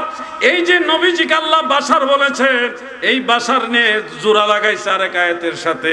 সেই আয়াতের মধ্যে সূরা সুয়াদের মধ্যে আমার আল্লাহ বলেছেন, ইন্নী খালিকুম বাশারাম মিন তিন, নিশ্চয়ই আমি বাশার বানাইছি মাটি থেকে। যেহেতু বাশার বানাইছে আমার আল্লাহ মাটি থেকে, আর আমার নবীও বাশার, সুতরাং দুই আয়াত জোড়া লাগাইয়া উনি প্রমাণ করছে নবী মাটির তৈরি বাশার। আমরা যুবকরা কয় ঠিক, বুঝছেন নি? আমি এবার ভেজালটা ভাঙ্গা দিই আপনাদের, কোন জায়গায় ভেজালটা লাগাইছে। এই 90 সালের বক্তা মারাত্মক, কারো জন্ম যদি আবার 90 সাল হয় আমার বিরুদ্ধে আবার লাগে না, আপনার বিরুদ্ধে বলছি না, এটা আরেক 90 সালের বক্তা, খুব মারাত্মক। আল্লাহ তাআলা বলেছেন, ইজ ক্বালা রাব্বুকা লিল মালাইকাতি ইন্নী খালিকুম বাশারাম মিন তিন। স্মরণ করুন সেই সময়ের কথা যখন আপনার প্রভু ফেরেশতাদেরকে বলল যে আমি মাটি থেকে মানুষ সৃষ্টি করব। এই যে কথাটা খেয়াল করেন, মসজিদের সম্মানিত খতিব সাহেব মাঝে মধ্যে এই ওয়াজটা করেন যে ফেরেশতাদেরকে আল্লাহ জমায়ে বলছে, ইজ ক্বালা রাব্বুকা লিল মালাইকাতি ইন্নী জাইলুন ফিল আরদি খলিফা। কি হ্যাঁ, এটা শুনেন না আপনারা? সূরা বাকারার মধ্যেই তো আছে, হে ফেরেশতারা আমি মানুষ বানাইবো, আমার খলিফা জমিনে প্রেরণ করব। ফেরেশতারা কইল, আল্লাহ আপনার তাসবিহ তাহলিলের জন্য আমরাই যথেষ্ট, মানুষ বানাইবার দরকার না, এরা জমিনে রক্তপাত ঘটাবে, ফেসাদ সৃষ্টি করবে। আল্লাহ বলছে, ইন্নী আ'লামু মা লা তা'লামুন, আমি যা জানি তোমরা তা জানো না। এই যে ঘটনাটা ফেরেশতাদেরকে বলছিল আমি মানুষ বানাইতে চাই, ফেরেশতারা না করছে। বলেন তো এটা কারে বানাইবার সময় কইছে? বুঝেন নাই কথাটা আপনারা সবাই? অনেক উত্তর দিচ্ছেন, কিন্তু আমি সবার কাছে উত্তরটা আশা করি। আল্লাহ তাআলা কাকে সৃষ্টি করার আগে ফেরেশতাদেরকে এই কথাটা জিজ্ঞাসা করেছিলেন? কাকে? হযরত আদম আলাইহিস সালামকে। মাশাআল্লাহ, এলাকার মানুষ খুব জ্ঞানী, ধর্ম সম্পর্কে অনেক ভালো জানে। আল্লাহ আপনাদের জ্ঞান আরো বাড়ায় দেক, আমিন বলেন। হযরত আদম আলাইহিস সালামের এই কথাটা ওই সূরা সুয়াদের 71 নম্বর আয়াতের মধ্যে আছে যে ইজ ক্বালা রাব্বুকা লিল মালাইকাতি ইন্নী খালিকুম বাশারাম মিন তিন। স্মরণ করুন সেই সময়ের কথা যখন আপনার রব ফেরেশতাদেরকে বলল যে আমি মাটি দিয়ে বাসা মানুষ বানাবো। এই ঘটনাটা হলো হযরত আদমকে বানাইবার কেন্দ্রিক, হযরত আদমকে সৃষ্টি করার কেন্দ্রিক। আর আদম নবীর সৃষ্টির আয়াত নিয়ে লাগাইছে আমাদের নবীর সাথে। ফেসটা কোন জায়গায় বুঝতে পারছেন তো আপনারা? যে আয়াতে বলেছে মানুষ বানাবো, বাসার সৃষ্টি করব মাটি থেকে, এই আয়াতে মূলত আমাদের নবীজির কথা বলা হয়নি। এখানে বলা হয়েছে হযরত আদম নবীকে মাটি থেকে বানাবে, ওই কথা যেটা অন্য আয়াতে আল্লাহ সরাসরি বলেছেন খলাকাহু মিন তুরাবিন, আমি মানুষ, আমি তাকে হযরত আদমকে সৃষ্টি করব মাটি থেকে। এই আদম নবীর আয়াত নিয়ে জোড়া লাগাইছে এইখানে। সমস্যাটা কোন জায়গায় লাগাইছে? কারণ আমাদের সাধারণ যুবক যারা আছে, জেনারেল শিক্ষিত, তারা তো আর এত পেজ বুঝে না। তারা বুঝে কোরআনের আয়াতে আছে মানুষ আল্লাহ বানাইছে মাটি দিয়া, নবীজিও তো মানুষ, তাহলে মানুষ মাটির তৈরি। কিন্তু মানুষ সব মাটির তৈরি না, মানুষ সর্বমোট 5 ভাবে তৈরি। মানুষ সর্বমোট কয় ভাবে তৈরি? 5 ভাবে। এর মধ্যে আমি দেখি আপনাদের স্মরণ শক্তি কিরকম আছে। প্রথমত মানুষ কিসের তৈরি বলছিলাম? মাটি। বলেন প্রথমটা কি? তিনি কে? হযরত আদম আলাইহিস সালাম। দ্বিতীয়ত মানুষ কিসের তৈরি বলছিলাম? পানির তৈরি। এই মানুষ পানির তৈরি মানে আমরা যার যার পিতামাতার শুক্রাণু ডিম্বাণু থেকে তৈরি। এটা অন্যান্য আয়াত আরো টোটাল 12টা আয়াতের মধ্যে আল্লাহ তাআলা বলেছেন যে ইন্না খালাকনাল ইনসানা মিন নুতফাতিন, বিভিন্ন আলফাজে বিভিন্ন আয়াতের মধ্যে এটা আছে। হ্যাঁ, আওয়ালাম ইয়ারাল ইনসানু আন্না খালাকনাহু মিন নুতফাতিন ফাইজা হুয়া খাসীমুম মুবিন, বিভিন্ন আয়াত আছে বিভিন্ন ভাবে। যে মানুষকে আল্লাহ বানাইছে, বাশার বানাইছে আল্লাহ তাআলা পানি থেকে, এটা হলো আমরা। 3 নম্বরে মানুষ কিসের তৈরি বলছিলাম? নূরের। 3 নম্বরটা নূরের বলছিলাম না? নূরের যে বাশার কোরআনের মধ্যে বলা হয়েছে, এটাকে হযরত জিবরিল, হযরত জিবরিলের কথা ভুলে গেছেন নাকি আপনারা যুবক ভাইরা? ওয়াজ রিভিশন দিতে হবে, ওয়াজ করে গেলে হবে না, এটা মনে থাকতে হবে। 3 নম্বর গেল। আবার 4 নম্বরে বলছিলাম মানুষ কিসের তৈরি? হাড়, হাড্ডি, হাড়ের তৈরি। হাড়, হাড় মানে এই যে এই হাড়, হাড় হাড্ডি এটা থেকে তৈরি। তিনি কে? হযরতে হাওয়া আলাইহিস সালাম। তাহলে 4 জাতের মানুষ পাইলাম, তারা 4 ভাবে 4 রকমের সৃষ্টি। এবার 5 নম্বর বাশার। আমার নবী বাশার। আমার নবীজি কি? বাশার। কিন্তু নবীজি কখন থেকে বাশার জানেন? হযরত আদম আলাইহিস সালাম যখন সৃষ্টি হয়নি, মা হাওয়া আলাইহিস সালাম তো সৃষ্টি হয়নি, হযরত আদমও সৃষ্টি হয়নি। মনে রাখবেন কথাটা। হযরত আদম আলাইহিস সালামও সৃষ্টি হয়নি, মা হাওয়া আলাইহিস সালামও সৃষ্টি হয়নি, মারিয়াম আলাইহিস সালামও সৃষ্টি হয়নি, দুনিয়াতে কোনো মানুষই সৃষ্টি হয়নি। তখন সম্পর্কে বলা হচ্ছে, ওই সম্পর্কে নবীজি বলছেন, আন আবি হুরায়রা রাদিয়াল্লাহু তাআলা আনহু ক্বালা ক্বালা রাসূলুল্লাহ সাল্লাল্লাহু আলাইহি ওয়াসাল্লাম কুনতু আউওয়ালান নাস ফিল খালকি ওয়া আখিরাহুম ফিল বাস। ইমাম ইবনু আদি রাহমাতুল্লাহ আলাইহির আল কামিল ফি দুআফাইর রিজাল, সেই কিতাবের মধ্যে বিশুদ্ধ সনদে হাদিসটা উল্লেখ করেন। হযরতে আবু হুরায়রা রাদিয়াল্লাহু আনহু বলেন, আল্লাহর নবী বলেন, উম্মতেরা গো, কুনতু আউওয়ালান নাস ফিল খালক, এই সৃষ্টির মধ্যে আমি রাসূলুল্লাহ হলাম প্রথম মানুষ। সুবহানাল্লাহ। সৃষ্টি জগতে সর্বপ্রথম মানুষ হলো আমার নবীজি। হযরত আদম নবী সৃষ্টির প্রথম নয় গো। হযরত আদম নবী সৃষ্টির প্রথম মানুষও নয়, সৃষ্টিরও প্রথম নয়, সৃষ্টির প্রথম মানুষও নয়। সৃষ্টির প্রথম মানুষ হলো রাহমাতুল লিল আলামিন। আল্লাহর নবী বলেন, ওয়া আখিরাহুম ফিল বাস, প্রেরিত হয়েছি সব নবীর শেষে, কিন্তু সৃষ্টি জগতে কুনতু আউওয়ালান নাস ফিল খালক, সৃষ্টির মধ্যে আমি রাসূলুল্লাহ হলাম প্রথম মানুষ। যখন মাটির তৈরি কোনো মানুষ ছিল না, মাটির তৈরি প্রথম মানুষ হযরতে আদম। আর আদম নবী সৃষ্টি হওয়ারও বহু আগে আমার আল্লাহ আমার নবীকে মানব রূপে প্রকাশ করেছে।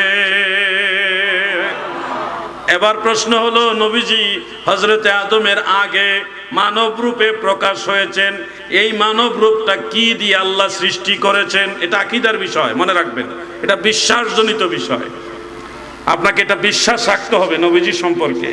ফেরেশতা নূরের তৈরি, এটাও বিশ্বাস করতে হয়। তা নবীজি নূরের তৈরি, এটা বিশ্বাস করা, ওটাও একটা বিশ্বাসের সাথে জড়িত।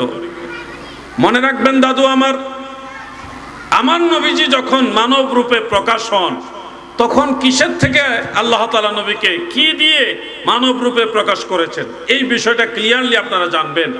আমার লেখা একটা বই আছে, বইটার নাম নূরে মুজাসসাম। সেই বইয়ের মধ্যে আমি ডিটেলস এই ব্যাপারে আলোচনা করেছি।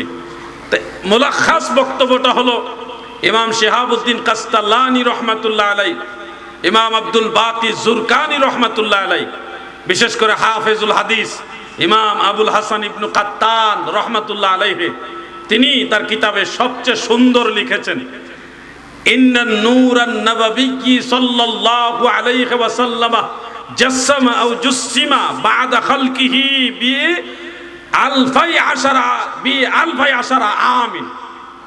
হযরত আদম আলাইহিস সালাম সৃষ্টি হওয়ার 12,000 বছর আগে, নূরে মুহাম্মাদি সৃষ্টি হওয়ার 2,000 বছর পরে। এটা স্পষ্ট উল্লেখ রয়েছে, ওই যে 14,000 বছরের একটা হিসাব আছে, কুনতু নূরান বাইনা ইয়াদাইল্লাহি তাআলা আযজা ওয়া জাল্লা ক্বাবলা ইয়াখলুকা আদামা বি14 আলফা আমিন। এই হাদিসের আলোকে ইমাম ইবনু কাত্তান রহমাতুল্লাহ আলাইহি বলতেছে, হযরত আদম আলাইহিস সালাম সৃষ্টি হওয়ার 2,000 বছর আগে, আর নূরে মুহাম্মাদি সৃষ্টি হওয়ার 12,000 বছর পরে। নূরে মুহাম্মাদি সৃষ্টি হওয়ার 12,000 বছর পরে, আর হযরত আদম সৃষ্টি হওয়ার 2,000 বছর আগে, 2 বছর না, 2,000 বছর আগে আল্লাহ তাআলা ওই নূরে মুহাম্মাদি থেকে আমাদের নবীজির জিসম মুবারক, মানবীয় রূপ, এটা প্রকাশ করে দিয়েছেন। সুবহানাল্লাহ। ওটাকেই মিন করে নবীজি বলেছেন, কুনতু আউওয়ালান নাস ফিল খালক, সৃষ্টির মধ্যে আমার নবী হলো সর্বপ্রথম মানুষ। তাহলে মানুষ পাইলাম 5 রকম। একরকম হলো মাটির তৈরি, তিনি হযরতে আদম আলাইহিস সালাম। আরেক রকম হলো পানির তৈরি, আমরা বনি আদম। আরেক রকম হলো নূরের তৈরি, হযরতে জিবরিল আলাইহিস সালাম। আরেক রকম পাইলাম হাড়ের তৈরি, হাড়ের তৈরি, হযরতে হাওয়া আলাইহাস সালাম। আর আমার নবীও মানুষ, বেমিসাল বেনজির মানুষ, কিন্তু তিনি নূরের মানুষ। নূরের হইলেও যে মানব রূপে প্রকাশ হওয়া সম্ভব তার প্রমাণ হলো হযরতে জিবরিল নূরের তৈরি, তা সত্ত্বেও মানব রূপে প্রকাশ পেয়েছে। সুবহানাল্লাহ বলেন। এটা কোরআনের সাথে কন্ট্রাডিকশন নয়, কোরআনের বিরোধী নয়। বন্ধুরা আমার, আকীদার এই কথাগুলো শুনলে, নূরের কথা শুনলে যার ভালো লাগবে না, এটা টাটকা ওয়াহাবি। নবীজির নূর এই জিনিসটা শুনলেই যার চেহারা মলিন হবে, এই ধরনের লোকগুলি সুন্নি হতে পারে না। নূরে মুজাসসাম নাও লাখো সালাম, তোমার প্রেমে পড়ি মোরা মিলাদে কিয়াম। তোমার নূরে সৃজন হলো দুনিয়া তামাম। তুমি হলে কাবার কাবা, তুমি হলে কাবার কাবা, নবী আকরাম নূরে মুজাসসাম নাও লাখো সালাম, তোমার প্রেমে পড়ি মোরা মিলাদে কিয়াম। আল্লাহুম্মা সাল্লি মাওলানা মুহাম্মদ ওয়া আলা আলি। যুবক ভাইরা, আওয়াজ কমে গেছে তোমাদের। যুবক ভাইরা কি বেজার হইলেন নাকি আপনারা?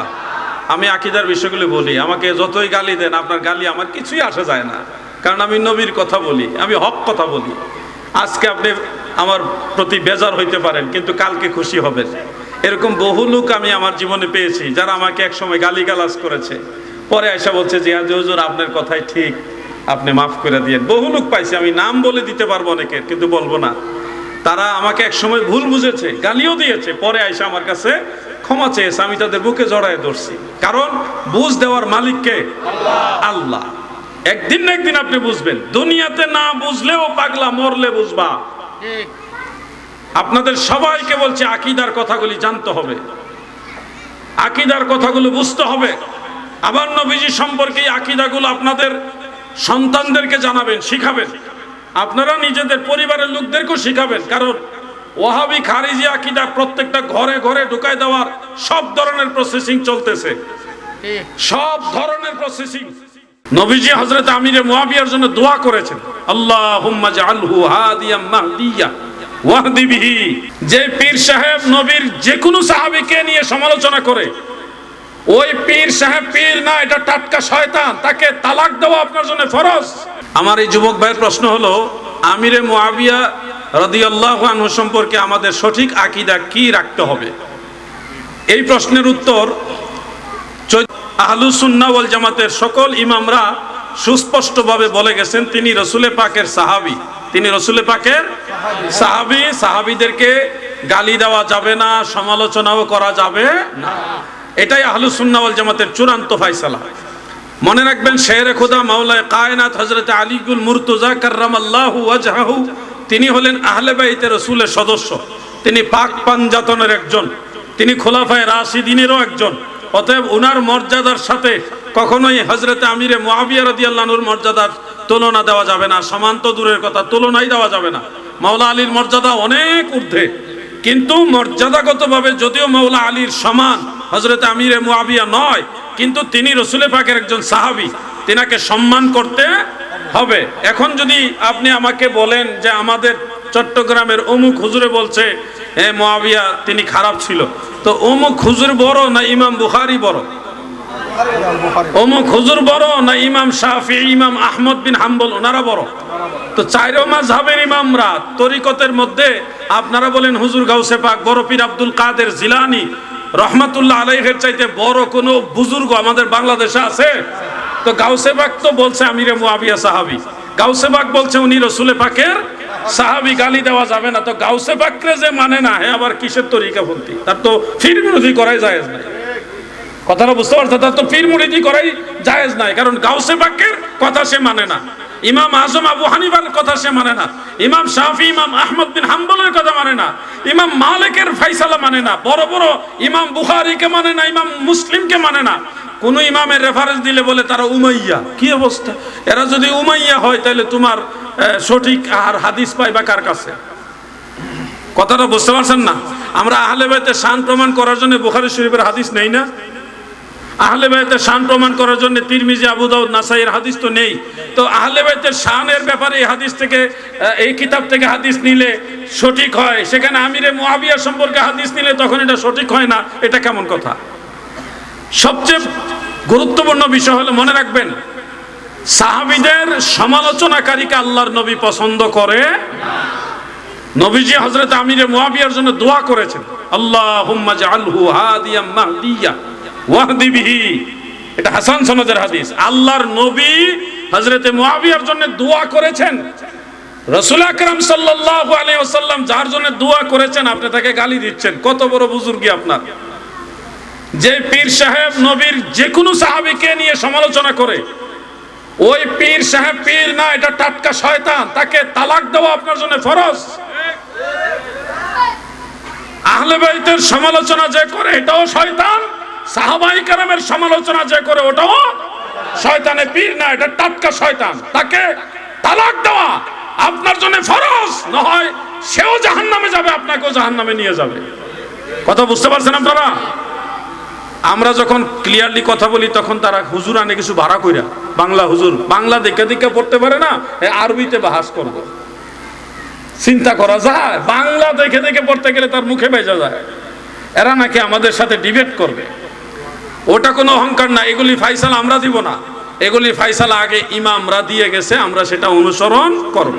আমরা আহলে বাইতকে বেশি ভালোবাসি, ঠিক কি না? পাক পাঞ্জাতনকে সবচেয়ে বেশি ভালোবাসি। ওই ভালোবাসা চালিয়ে যাবেন, সাহাবায়ে কেরামকেও মহব্বত করবেন। কাউকে নিয়ে কোনো নেতিবাচক কথা বলা যাবে না। সমস্ত সাহাবীদেরকে মেনশন করে আমার আল্লাহ তাআলা কোরআনে আয়াত নাজিল করছে, রাদিয়াল্লাহু আনহুম ওয়া রাদুয়ান। আল্লাহ তাআলা সাহাবীদের উপরে সন্তুষ্ট, আর আপনি সাহাবীদের সমালোচনা করেন। আল্লাহ কয় আমি খুশি তাদের উপরে, চিন্তা করা যায়, আর তাদের উপরে আমরা সমালোচনা করি। আল্লাহ আমাদের সবাইকে সিরাতুল মুস্তাকিমে থাকার তৌফিক দেন, আমিন বলেন। পটিয়ায় এক মহান পীর ভান্ডারি শ্যামা মাহফিলে নাচানাচি করছে, সেটা জায়েজ বলা যায়? কত মানুষ কত জায়গায় নাচানাচি করে, এটা নিয়ে আমার আলোচনা করার তো কোনো প্রয়োজন নাই। আমাদের দেশে অনেক পাগল তো অনেক জায়গায় নাফালাফি গান কি করে না, তো এগুলা নিয়ে কি ওয়াজ মাহফিলে আলোচনা করতে হবে? তো কথাই আছে না, পাগলে কিনা বলে ছাগলে কিনা, এগুলি আপনারা গুরুত্ব দিবেন না। ইসলামী শরিয়াতে কি বলে, সামা মাহফিলে রাক্স করা যাবে কিনা বা লাফালাফি করা যাবে কিনা, এইভাবে প্রশ্ন করবেন। অমুক পীরে কি করছে, অমুকে কি করছে, এটা না। যে শ্যামা মাহফিলের মধ্যে শরীর হেলাধুলা করা যাবে কিনা, এটা প্রশ্ন করবেন, তখন আমরা উত্তর দিব। যদি কোনো জিকির বা সামা মাহফিলের মধ্যে কারো জজবা আসে এবং সেই জজবার হালতে এসে আল্লাহর মহব্বতে কিংবা আল্লাহ রসুলের মহব্বতে অথবা আল্লাহর ওলির মহব্বতে একটা জজবা হালতে এভাবে ঝাঁকুনি আসে, তাহলে এটা জায়েজ আছে। তবে এটা যেন লৌকিকতাপূর্ণ না হয়, মানুষের দেখাইবার জন্যে যে আমি বড় বুজুর্গ, আমার ভিতরে অনেক ফায়েজ, এই ধরনের মন মানসিকতা নিয়ে যদি কেউ লাফালাফি করে, তখন এটা গুনার কাজ হবে, রিয়া হবে, ছোট শিরক হবে। আর যদি অরিজিনালি তার ভিতরে জজবা আসে, তাহলে রাক্স করা এটা জায়েজ আছে। কথা কি বুঝতে পারছেন? লাফালাফি করা যাবে না, লাফালাফি একবার সব সময় না জায়েজ। জমিনের মধ্যে পা দিয়ে লাফালাফি করা এটা সব সময় না জায়েজ। এই হলো মূল মাসআলা। এই ব্যাপারে আমার লেখা কিতাব আছে। যুবকদের পক্ষ থেকে একটা প্রশ্ন কাগজে লিখিত রূপে এসেছে। প্রশ্নটা হলো, হুজুর, প্রবাসে যারা থাকে ওখানে তো অনেক ওয়াহাবিরা কওমি একত্রে ওনাদের পিছনে নামাজ পড়লে কি হবে? আমাদের যুবকরা, প্রবাসীরা যারা বিদেশে আছে, ওনাদের জানা উচিত যে সব ইমাম ওয়াহাবি না। আমি একসময় জানতাম যে মক্কা মদিনার ইমামরা মনে হয় ওয়াহাবি, কিন্তু আমি এই বিষয়টা নিয়ে একটু স্টাডি করেছি আর একটু জেনেছি। কারণ হজে যাওয়ার আগে আমি নামাজ পড়বো কোথায়? এই বিষয়টা, এই জন্য তাদের সম্পর্কে আমি আলাদা একটু অ্যানালাইসিস করছি, আলাদা একটু স্টাডি করছি। করতে গিয়ে দেখলাম কাবা ঘরের ইমাম যারা, মসজিদে হারাম, অন্য মসজিদ না, মসজিদে হারামের ইমাম যারা এবং মসজিদে নববী শরীফের ইমাম যারা, ওনারা কেউ লা মাযহাবী না, ওনারা হাম্বলি মাযহাবের অনুসারী। যেমন আমি দুইজনের নাম বলি। একজন বর্তমানে আরব দেশে সৌদি আরবে সবচেয়ে প্রবীণ আলেম, যিনি মদিনা শরীফের ইমাম খতিব আল্লামা শেখ আব্দুর রহমান হুজাইফি। আব্দুর রহমান হুজাইফি এইবার হজে যিনি খুতবা পাঠ করছে, চিনছেন কিনা আপনারা? এইবার হজে খুতবা পাঠ করছে যিনি, আব্দুর রহমান হুজাইফি। আরেকজন হলো যিনি মক্কার কাবা ঘরের হারাম শরীফের ইমাম খতিব, শেখ আব্দুর রহমান সুদাইসি। আব্দুর রহমান সুদাইসি, ওনার নামও আব্দুর রহমান, ওনার নামও আব্দুর রহমান। এই দুইজনকে নিয়ে আপনারা আপনাদের সাধ্যমতো স্টাডি করেন, দেখবেন পেয়ে যাবেন ওনারা লা মাযহাবী না, বরং ওনারা মাযহাবের পক্ষে, মাযহাবের ইমামদের পক্ষে বক্তব্য দিয়েছে। সেগুলি আমার কাছে আছে সংরক্ষিত, আমি ওনাদের নিয়ে আলাদাভাবে স্টাডি করেছি। ওই বক্তব্যগুলি আমি ডাউনলোড করে করে করে করে রেখেছি এবং বিভিন্ন সাইটেও দেখলাম ওনারা মাযহাবে হাম্বলি মাযহাবের অনুসরণ করে হাম্বলি মাযহাব। তো হানাফি, শাফিঈ, হাম্বলি, মালিকি চারো মাযহাবই আহলে সুন্নাত ওয়াল জামাত, চারো মাযহাবই কি আকীদাগত আহলে সুন্নাত ওয়াল জামাত। এই জন্যে হারামাইন শরীফাইনে যারা নামাজ পড়েন কাবা ঘরে এবং মসজিদে নববী শরীফে, প্রবাসী ভাইয়েরা নিশ্চিন্তে সানন্দে আপনারা নামাজ পড়বেন, কোনো টেনশন নাই। আউটের যে মসজিদ, এখন এক এক মসজিদে এক এক রকম ইমাম থাকে। কোনো মসজিদে ওই কাবা ঘরে ইমামদেরকে ফলো করে এরকম ইমাম থাকে, আবার কোনো মসজিদে কট্টরপন্থী লা মাযহাবী ইমাম থাকে। এগুলি বুঝে শুনে আপনারা সিদ্ধান্ত নেবেন, আপনারা একটু ব্রেইন খাটাবেন, একটু অ্যানালাইসিস করে তারপরে ইক্তেদা করবেন। যেহেতু এটা নামাজ, এটা ফরজ, এটা সাধারণ খামখেয়ালি বিষয় না, গুরুত্বপূর্ণ বিষয়, ফরজ বন্দেগী, যেটার জন্য আযাব রয়েছে যদি পরিত্যাগ করেন।